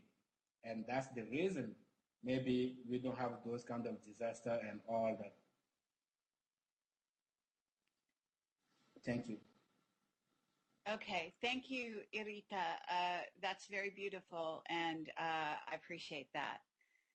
So at this time, we have been talking for a while, and I think that we need to wrap this time up with some maybe final statements about what the purpose is of this talk to the world at this time, in the sense that we mentioned in the the preview, the video promo that we talked about, in which we're talking about the uniting of the tribes, of the indigenous peoples, and all the what I call the rainbow tribes of the earth, and that includes indigo children and many different kinds of beings that are here with us on the planet.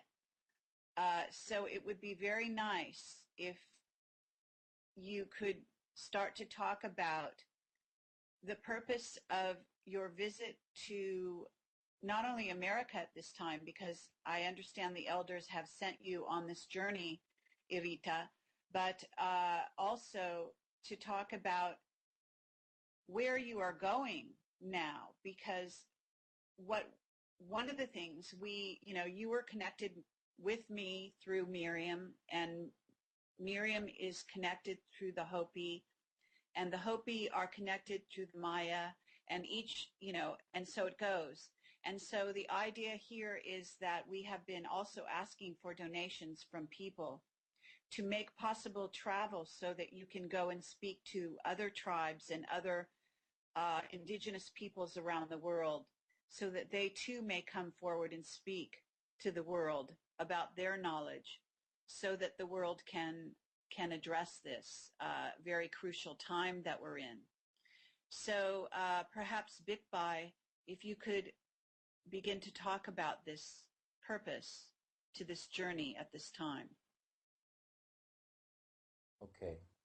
Well, the foundation of, we consider what we are doing and the knowledge that we are teaching and sharing spirituality. And spirituality, it seems like the word is almost like a cliche these days, where it's being thrown around because no one can really define what that word means. But for us, the foundation of that is honesty, spiritual honesty, however we understand our spirit to be, and intellectual honesty, and however we understand intellect and what that means. So in trying to constantly stay aware and maintain those two aspects of the work that we are doing, we consider this to be ancestral work. We do not think that this is our first experience on this planet. And I can only say that we do think that this is just a continuation of the work that we have been doing in past experiences on this planet. With that being the thought, it would be very dishonest if I attempted to answer the question of what the purpose is, because it's still unfolding. I don't know what the purpose is. I'm just focused on being obedient to the traditions that I live my life by, and doing that work, which entails sharing this knowledge. This is something that the ancestors are very adamant about.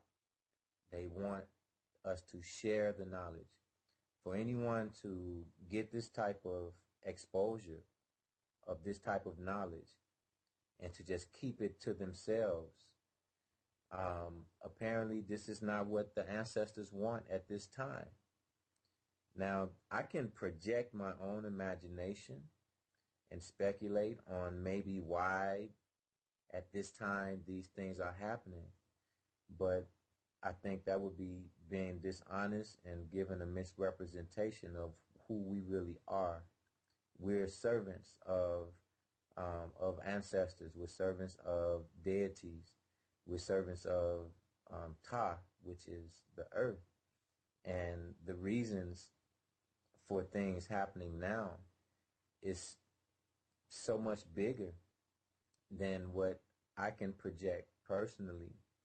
And when I said the ancestors are adamant about sharing the knowledge, we still communicate with our ancestors. This is one of the many traditions that were able to be preserved.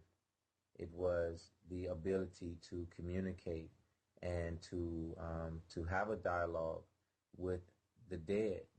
And this is why Master Naba, the one that started all of this, he's still the one that still guides us and makes the decisions on the best decisions for us to go. And we do these things without asking why. We look at the results when we apply the knowledge. We look at the results, and the results, if they're proven to be great results, then the reason for those results become arbitrary. So I do understand your question, Carrie, and I am being as honest as I can with you. I don't know what the purpose is. I'm moving forward, just focused on doing the work, sharing the knowledge, and maybe in this lifetime, I'll see what the purpose is. I know what the goal is, but that goal may be it may be a very long time away from being attained. But I do feel that many people, indigenous people, many people around the globe are at a point within this current existence where either they are becoming less distracted, or they're becoming they're going way beyond distraction. I think the positions are becoming clear, whether you are a preserver or a destroyer. And it's only when there's no confusion, that's when it's easy to be manipulated, when you don't really know which side, and you can say you're on either side and get both sides working against each other while you're in the middle. I think this is what's happening now. I think things are becoming more clear to people.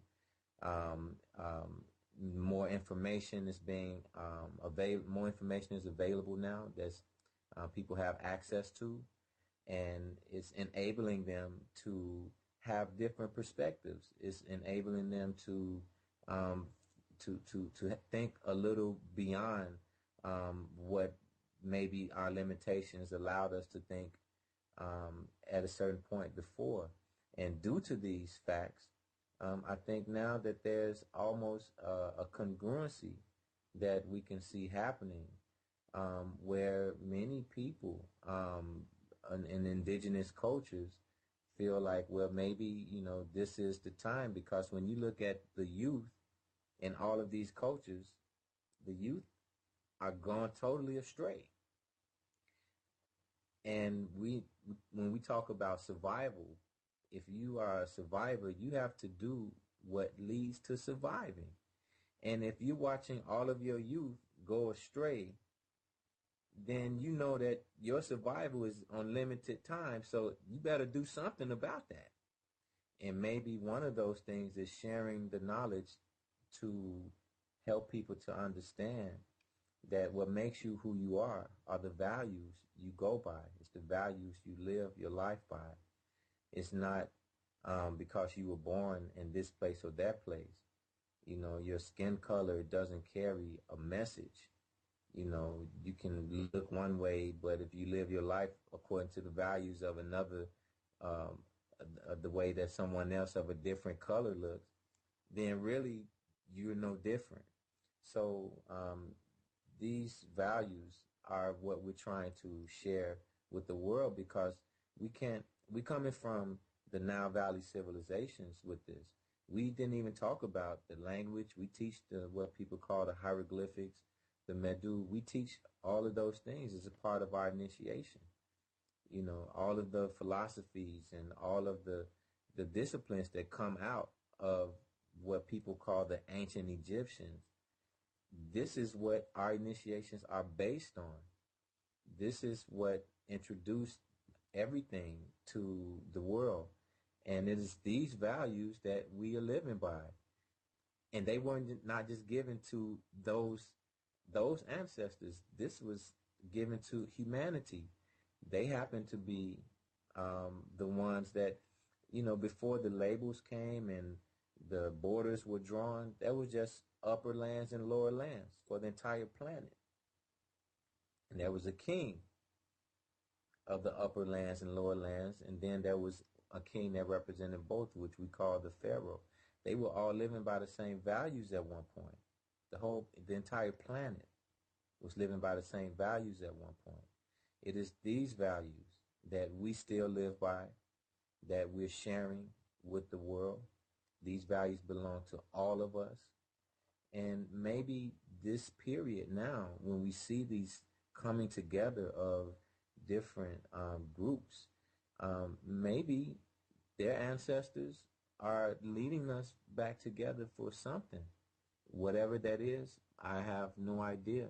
I can only speculate, but I would imagine that it is something very positive, very powerful, and something that will contribute to the survival of the human species and to this planet as well. Thank you, Big Bai. That's very beautiful, and I imagine that's true as well. Okay, if Irita could also address this same topic, which is, again, the purpose of coming forward at this time, the purpose of going on a journey to connect the peoples of the world with the indigenous peoples around the world, to bring the indigenous people's knowledge to the rest of the world. Could you speak to this? Yes. Yeah, it's amazing. It's amazing how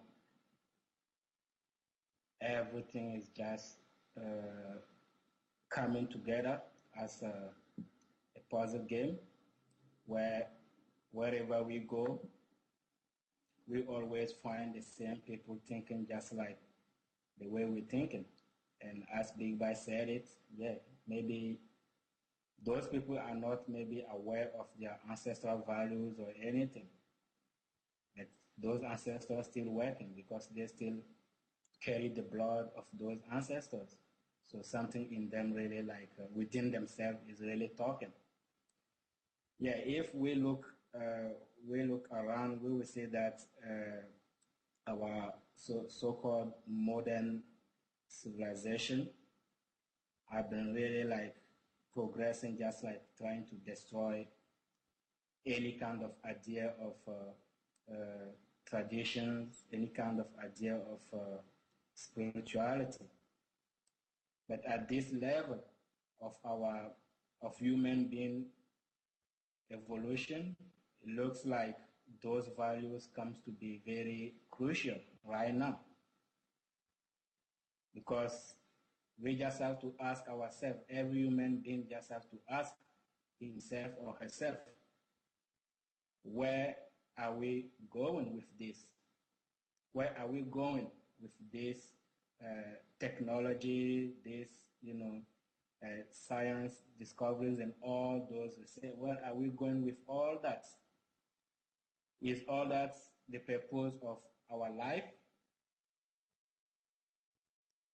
So really, we decided to really come forth here to talk in the name of our elders, in the name of our ancestors, and in the name of all of the indigenous people. Because there are things that have been going on, there are things that are here that no one really is talking about, or that no one is aware of. And they need someone to really do it, they need someone to talk about it, at least to begin. So we traveling. I left Africa to come to US. Someone did it before me. That's Master Naba, and I will take the occasion to really acknowledge His Highness. And really, he came with one goal. And that goal is not yet the goal of humanity, but that's like a part of what will bring the humanity to the first goal that humanity needs to direct itself to. So our goal is this. We need to be aware of our time. We need to be aware of our space. Whenever we live in our life and we don't have a time, we don't base anything on a time that is real, we're not really doing anything. We just being barbaric, as we can say, because time is a factor and space is another fact in our existence. So we want all of the traditional people. We want all of the conscious people. We want everyone who is really thinking about preserving life on earth to really raise their hands and say, yeah, that's what we need to do. Because there are many generations coming. Are we going to leave this planet in the way it is now for our future generations? And if that's what we're going to do. So that means those future generations to come will not have anything to follow, if not keep destroying it. So we want to really start putting those foundations. Yes, maybe the goal, we will not reach the goal in this lifetime. But we need to start putting the foundations for people to really keep them, start working with those foundations. And when the next generation will come, at least the generation has already a foundation that is there. So we've been working with the guidance of ancestors, as Hepu said, Big Bai said, and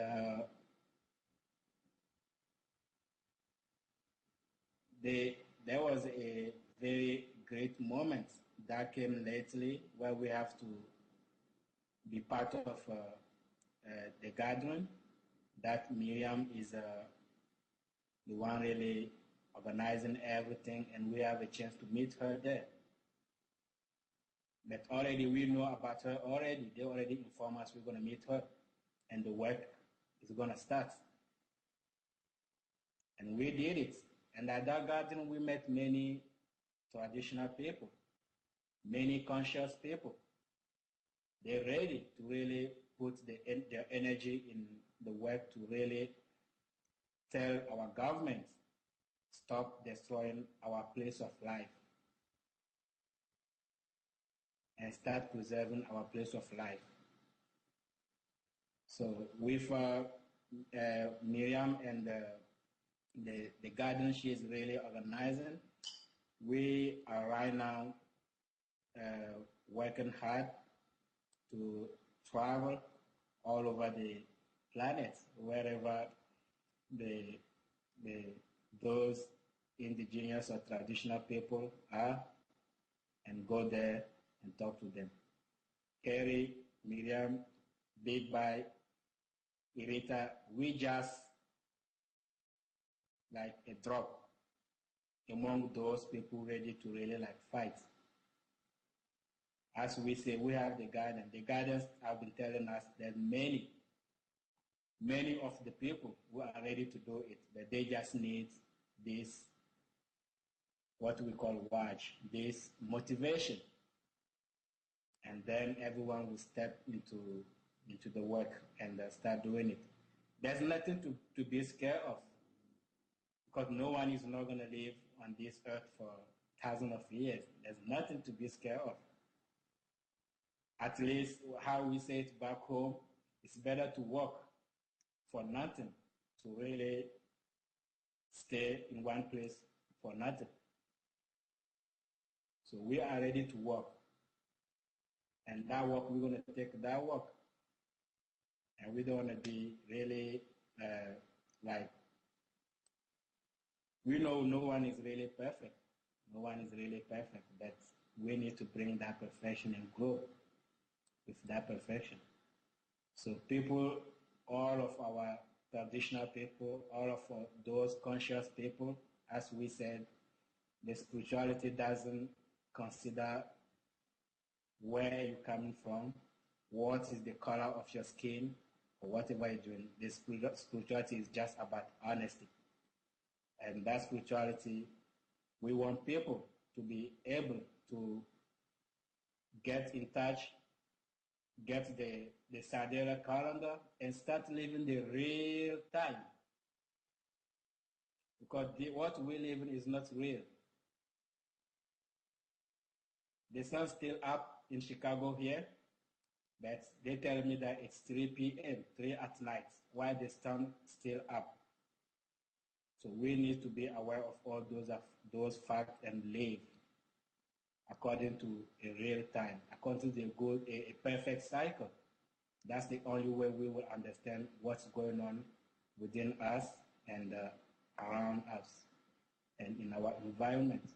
So we have the calendar. We want people to really reach out and get it, those traditional people. This calendar will present you the original days of ancestral ceremonies, the original days of deities and gods ceremony, the original days of rest where you don't practice any spirituality, the original days of days of spirituality when you practice your spirituality and what to do with all kind of based on the star, the Septex star, based on its movement, its cycle with the star.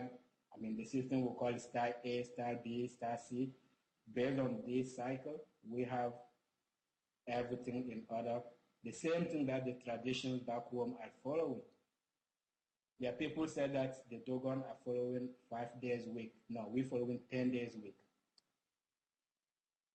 We have 10 days a week. Even the Romans call it the Decan. They know about it. We follow 10 days a week. And that's what is there. All the spiritual things are there. It's only through spirituality that we can hear what is going on right now. So that's really like our message. About my travel, about my journey, about whatever is going to happen next. As Hepu said, it's just going to be like a kind of, trying to attempt to really say anything on it.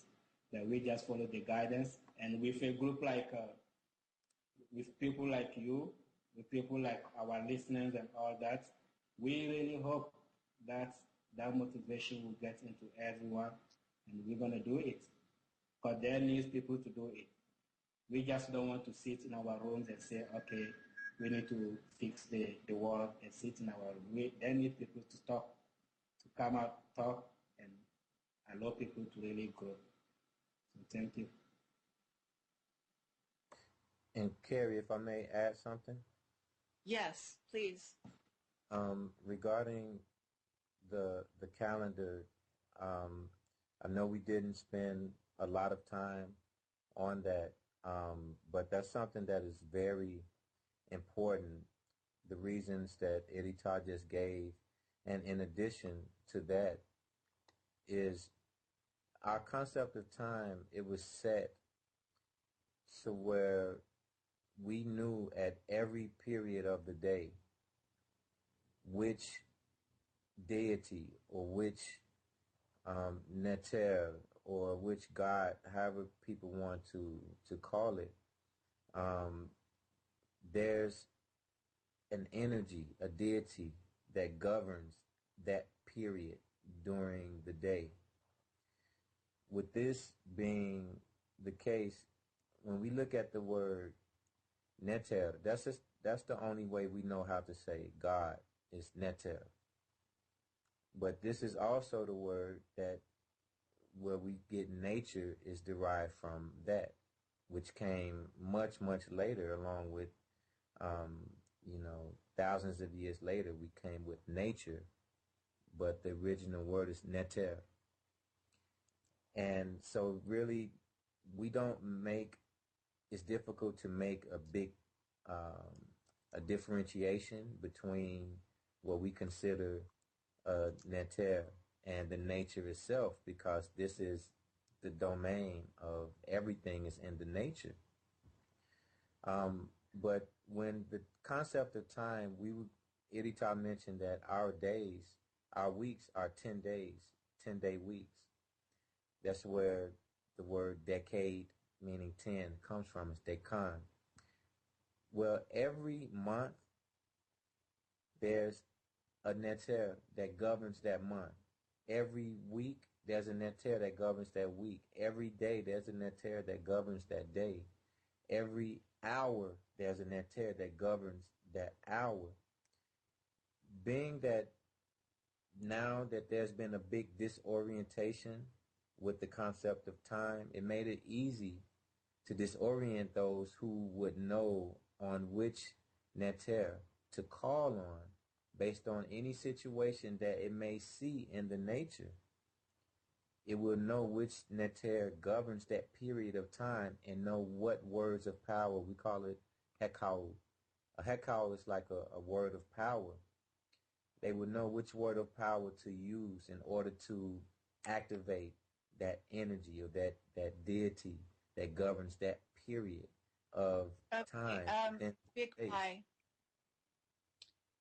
Thank you, Big Pi. I think that at this time we don't have time to go into the many details of the calendar that you're speaking about. But I think that people will value this information. At this time, Miriam, do you have something to say? Because I understand from what you are texting me that you need to leave. So why don't you go ahead and say some final remarks? No, I just needed to take a little break, everyone, just for a moment. I'm back, Carrie.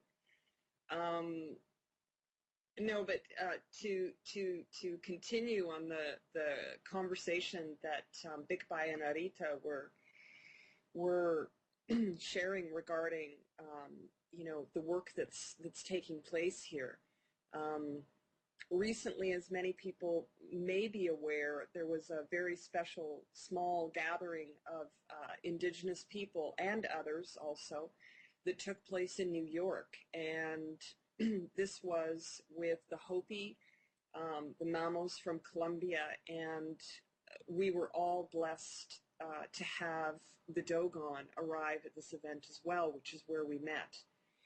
And there's been a great deal of work that's been done just since this meeting in relation to bringing more of these tribes together and more people together. And it's not something that any one person or group can do on their own.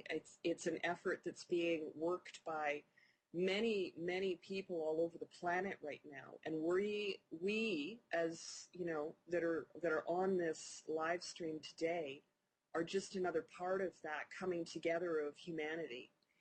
And the indigenous people, which is what one of the focuses of my work has been, is to begin dialogues, to bring forward in a very respectful way the true people of this earth to guide us through this very special time. And in relation to that, I'm very grateful and honored to be having this conversation today with all of you, including you, Carrie, who I adore so much. And the purpose is to continue working towards bringing some more of the traditional people together And through dialogue, through travel, through communication, through, you know, the traditions, in restoring a more balanced, harmonious relationship with our earth. And so if anyone would like to join me on my website, it's bluestarprophecy.com. And for the Earth Center for the school that Erita and Big Pai have been talking about, it's theearthcenter.com. So just to point out also that at theearthcenter.com, they have 2 magazines. One of them is for free, that they put out, and these magazines have a great deal of insight and knowledge into the perspective of the Dogon way of life, and I highly recommend that everyone take a look at what it is that they're sharing through the schools, in order to give more information to what it is that they've shared here. And just to say thank you to everyone listening, in recognizing that many of the people that have come onto the program with the live stream today really are focused with us in bringing back that harmony into the earth, and we're all working very hard together. And so thank you. Thank you. Carrie. Thank you, Miriam. Okay, maybe I misunderstood the text that you wrote me. But at any rate, we have been going for about 2.5 hours at this time. We are putting this out for other people to watch it. So we want to keep it to a manageable length so that they can take time out of their day to spend time watching this and in their own way participating at whatever time they have to do so. With this dialogue that we have started here, because this is just the beginning of a dialogue. Obviously, the Dogon have many things to teach humanity that they have brought forward, and we have many things to share with the Dogon. It is not just a one-way street. It's very important to note, in my view, that this needs to be an ongoing dialogue, that we begin as more conscious beings to take this responsibility upon ourselves to change the course of the planet and to change the course that humanity has been on. And one of the ways to do that is by uniting the various peoples of the world and bringing to the fore the secrets that they have kept hidden in various secret societies and tribes around the world. And as you come onto the planet, if you're very, very young, you may be bringing knowledge with you that comes from the people that you represent. And it may be a tribe known to the earth, or it may be a new tribe. And we call those sometimes by different labels, but I think it needs to be understood that whether they be called crystal or they be called indigos, that they may be of other tribes that you don't necessarily realize, and that they are not necessarily united under one label simply because Western society has found it necessary to group them under a certain label.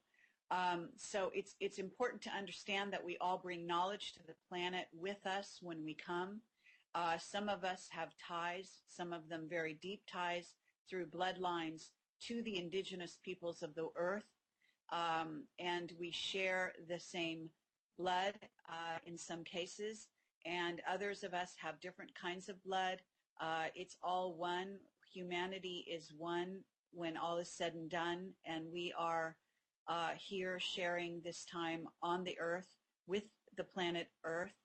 And so the relationship and the unique understanding of the energies of the universe, of the earth, of humanity, of the plants and animals that are here with us, all of this is a very important dialogue to have, and to begin to be more aware in your everyday life of these energy flows. And I think some very beautiful things have been said by both Irita and by Big Pai and by Miriam. And so I thank you all for this and for this lovely time of coming forward. I hope that we can continue these dialogues. We have put donation buttons on the page on projectcamelot.tv if you care to help them on their journey to go around and to connect with other indigenous peoples and to bring those peoples forward, hopefully in dialogues around the earth at this time, possibly even in venues such as this live stream event, will be made possible by your donations. So I encourage you, if you wish to support this effort, that's one way to do it. Of course, the other way is to bring this kind of creative energy into your own life at this time and to aid the earth in the transition period that we're all going through together. So I will say thank you at this time, and we will be signing off. I want to thank my technical team, Tommy Hansen and Zoe Quinn, who are always behind the scenes helping us to do these kinds of wonderful dialogues that we've been having lately on live stream. And the technology is what is making possible for this to happen simultaneously around the world, which is quite a unique thing that has probably never happened, at least this version of history that since the time of Atlantis, perhaps. So I want to thank you again, say blessings to all of you, and thank you for watching and participating in your own way and bringing energies to this lovely time that we've had to share our dialogue with the energies of. Another topic that ties into that is not really totally separate, is the sidereal calendar, which is according to our teachings of the temples of the Nile and Niger valleys, the sidereal calendar is the oldest calendar known to humanity, but it is also the only calendar that the correct or precise time division can be observed through a phenomenon that we know as the heliacal rising, which deals directly with the Sirius or Sothis star in the Orion constellation. So this will be the basis of our conversations today. Okay, Big Bai, what did you want to say specifically about the Sirius star system? Only information that is directly related to our concept of time division and how that relates to even the effect that it has on the planet that we live on, which is Earth. Okay, and in what way do perhaps you could explain how the Dogon might view time differently? Can you repeat that? Perhaps you can explain how, as a result of the having, I believe the Dogon believe themselves to have come from the Sirius star system, and that therefore they view time differently than what mainstream people view time as. Could you describe how they view time? Well, I think there needs to be a better clarification or understanding of the Dogon itself. Because many people have an idea based on what they've been exposed to regarding the Dogon that leads them to believe that the Dogon is just a specific tribe in a specific area of Merita. But that's not the case. The Dogon is comprised of bloodlines that goes back to the Pharaonic period and the Nile and Niger Valley civilizations.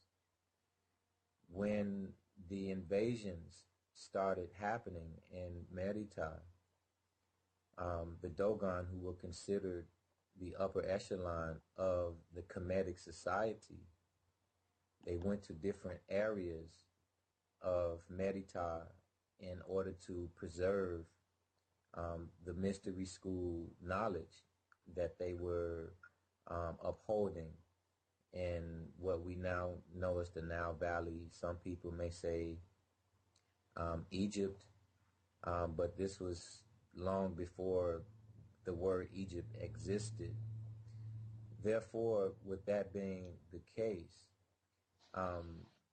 there are many different aspects of the Dogon, and these different aspects, they carry their own um, um, traditions, so to speak, although they're all tied in to one, but they carry their own traditions.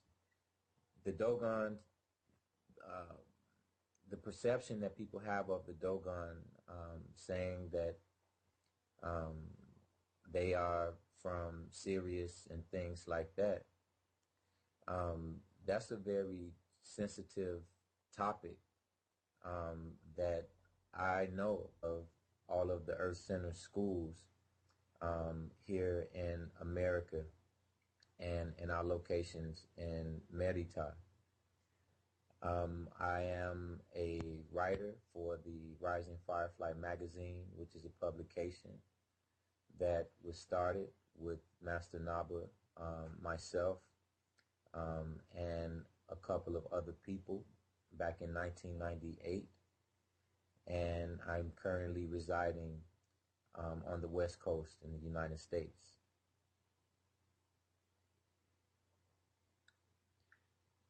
Okay, we seem to be having an audio problem. Is everyone able to hear him speak? He appears to be speaking here, but it's not visible.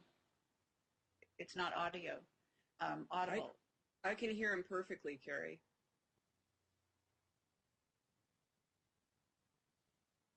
Okay.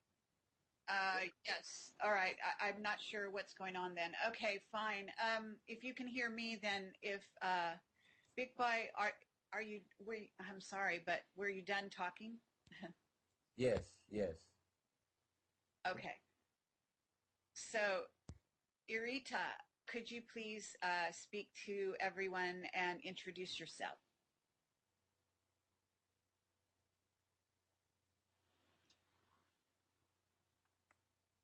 Hi everyone, my name is Naba Irita Shenmira, born in Togo in a Tem traditional culture, born and raised in Tem and traditional culture. I'm a Gumanche, the Dogon tribe in Burkina Faso, and I'm a student of the Health Center, a school founded by Master Naba, who 15 years ago in US here, and I'm right now residing in Chicago and traveling to wherever the work is needed, traveling to go and get everything done. And yeah, so really that's what I can say about myself. That's coming from Burkina Faso, known as Upper Volta, around the 60s. Thank you. Okay. Well, at this time, what we basically want to do is introduce the topic of bringing new energy into the world. And I believe perhaps, Vikbai, if you could start to address this topic, and then from time to time, whoever would like to speak, just simply go ahead and speak in relation to this topic. Well, the topic that we thought was appropriate to discuss today evolves around the Bayouali, which is the dialogue of energies coming from the earth and being reciprocated from all other celestial bodies back to the earth, and how this affects humans whose identity is linked to the earth itself. Um, this is a very big topic, and it's very in depth. There's no way possible, really, that we can fully explain the depth of this topic during this interview, but it will be our attempt to give a basic understanding, or just to have a foundational understanding of what this means, this dialogue of energies, and how this affects the human being on earth and his relation to the universe itself. And we also have Bikbai Nejnima, and I hope that I said it correctly, who also is an incredible person who is following the Dogon way of life and has been initiated into the Dogon following the elders in Marita, Africa as well. And I'll leave that a little bit further bio for each of them to continue if they choose to. I myself am Miriam Delicato, and my work in the last few years of my life have been focused on bringing attention to the indigenous people from around the world to have them have more of a focus as far as bringing forward sacred knowledge, ancient knowledge that has the potential to be able to help move along our society, to awaken them, to have a greater understanding of the energies that we're working with, and to also bring together people from around the world, not just the indigenous, but from all walks of life, to have an understanding that we have to make some changes in order to continue in our world. And a very big part of that has to do with our spiritual paths. So Carrie and the crew that has helped put this together, I send them all a very big blessing, and thank you very, very much for giving us the opportunity to bring these incredible people forward to the world. And I also am very excited to hear what it is that they'll be sharing with us today. Thanks, Carrie. Okay, Bikbai, do you want to say something at this moment, please? Greetings. My name is Bikbai Nejnima. I am a student of Master Naba Lamusa Mododinibi, who is the founder of the Earth Center, which is the school, initiatic school that he started here in the United States. I am currently the eldest student from this foundation that he built here in America, and currently the Hepu Mayor, or what people would call the eldest generational overseer of all of the schools. I was born and raised here in the United States. Okay, Bikbai, I'm sorry to interrupt you here, but your audio is not very loud, and I think people are going to have trouble hearing you. If you could speak a little closer and move a little closer to the mic on your computer, that would be better. Okay.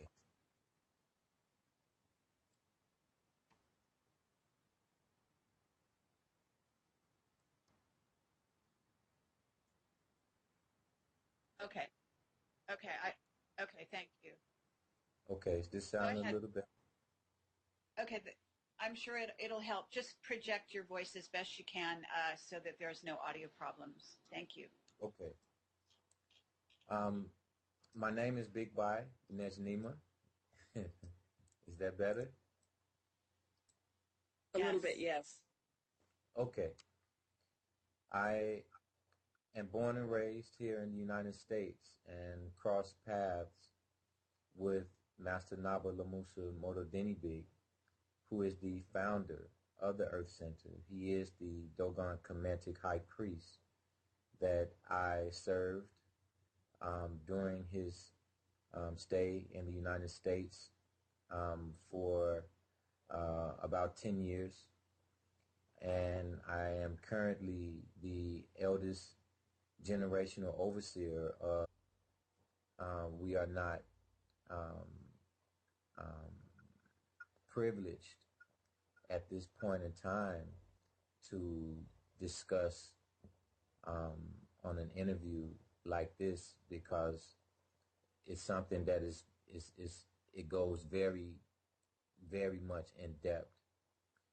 But as far as how the Sirius star relates to the concept of time that the Dogon or the Kemetic priest, high priest, is very simple to discuss. When we look at the concept of time, how we know time, we base it on the Earth and the Earth's rotation around the sun, or the Earth rotation around the moon, but mainly the sun. But this rotation is very inconsistent, meaning that the rotations and revolutions of the Earth, it is not the same consistently. It's not one constant speed, depending on the effects that other celestial bodies have on the Earth. That can determine the rotation and revolution of the Earth itself. So there's really nothing that we can observe in the universe that can give us a precise account of a complete cycle, because the sun itself, basing our concept of time on the rotation of the Earth around the sun, you only complete one cycle when you have the same body in the exact same position. And even for the Earth in relation to the sun, it takes more than 50 years to get back to the same position to where you can say this is one cycle. So it's due to these discrepancies that it allows for a more, how do I say, it allows us to take a closer look at what's really behind the astronomical theories, being that it takes over 50 years for the sun and the Earth to be in the same exact position. Then we have to look elsewhere for that. And because there's nothing else that we can observe, it almost becomes an enigma as to really understanding our position in time and space here on the planet. So the Sirius star comes in to give us that precision that we're looking for. I spoke about I mentioned the heliacal rising. This is an event that takes place according to our temples every 1461 years, in which the Sirius star is eclipsed by the sun itself. From this point, that's one cycle. The next time that happens, it completes another cycle. is 1,461 years between those two cycles. And it's this cycle that has been observed by the Kemetic culture for millennia. We're talking at least that we are aware of 73,000 years ago. And that is the only cycle that has been observed that has been consistent and has not changed or wavered at all. So it becomes more than just a theory when dealing with the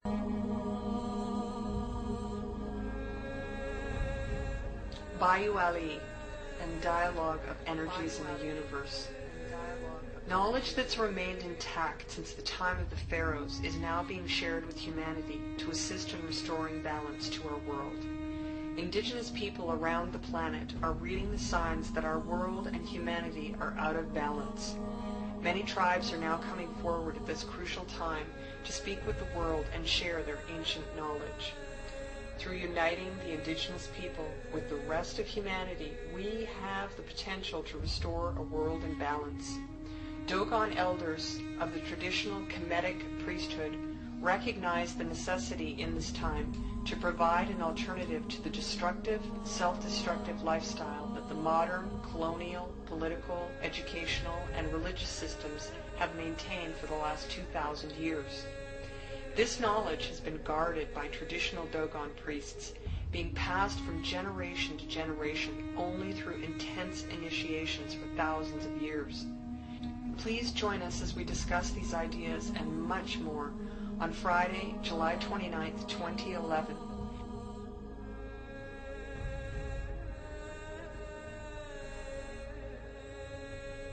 Bikbai, Inej Nima,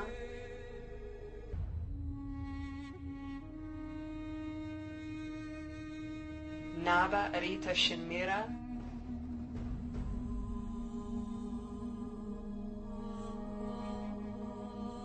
and Miriam Delicato.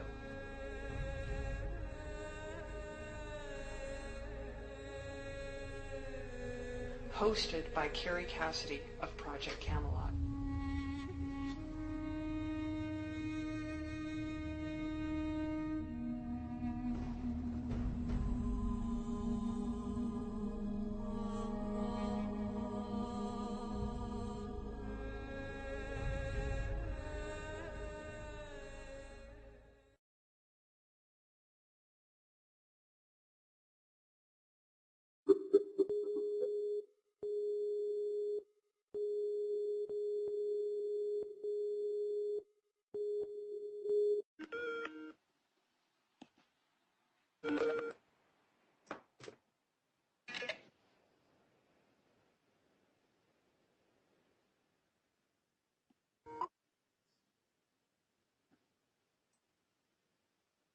Yes.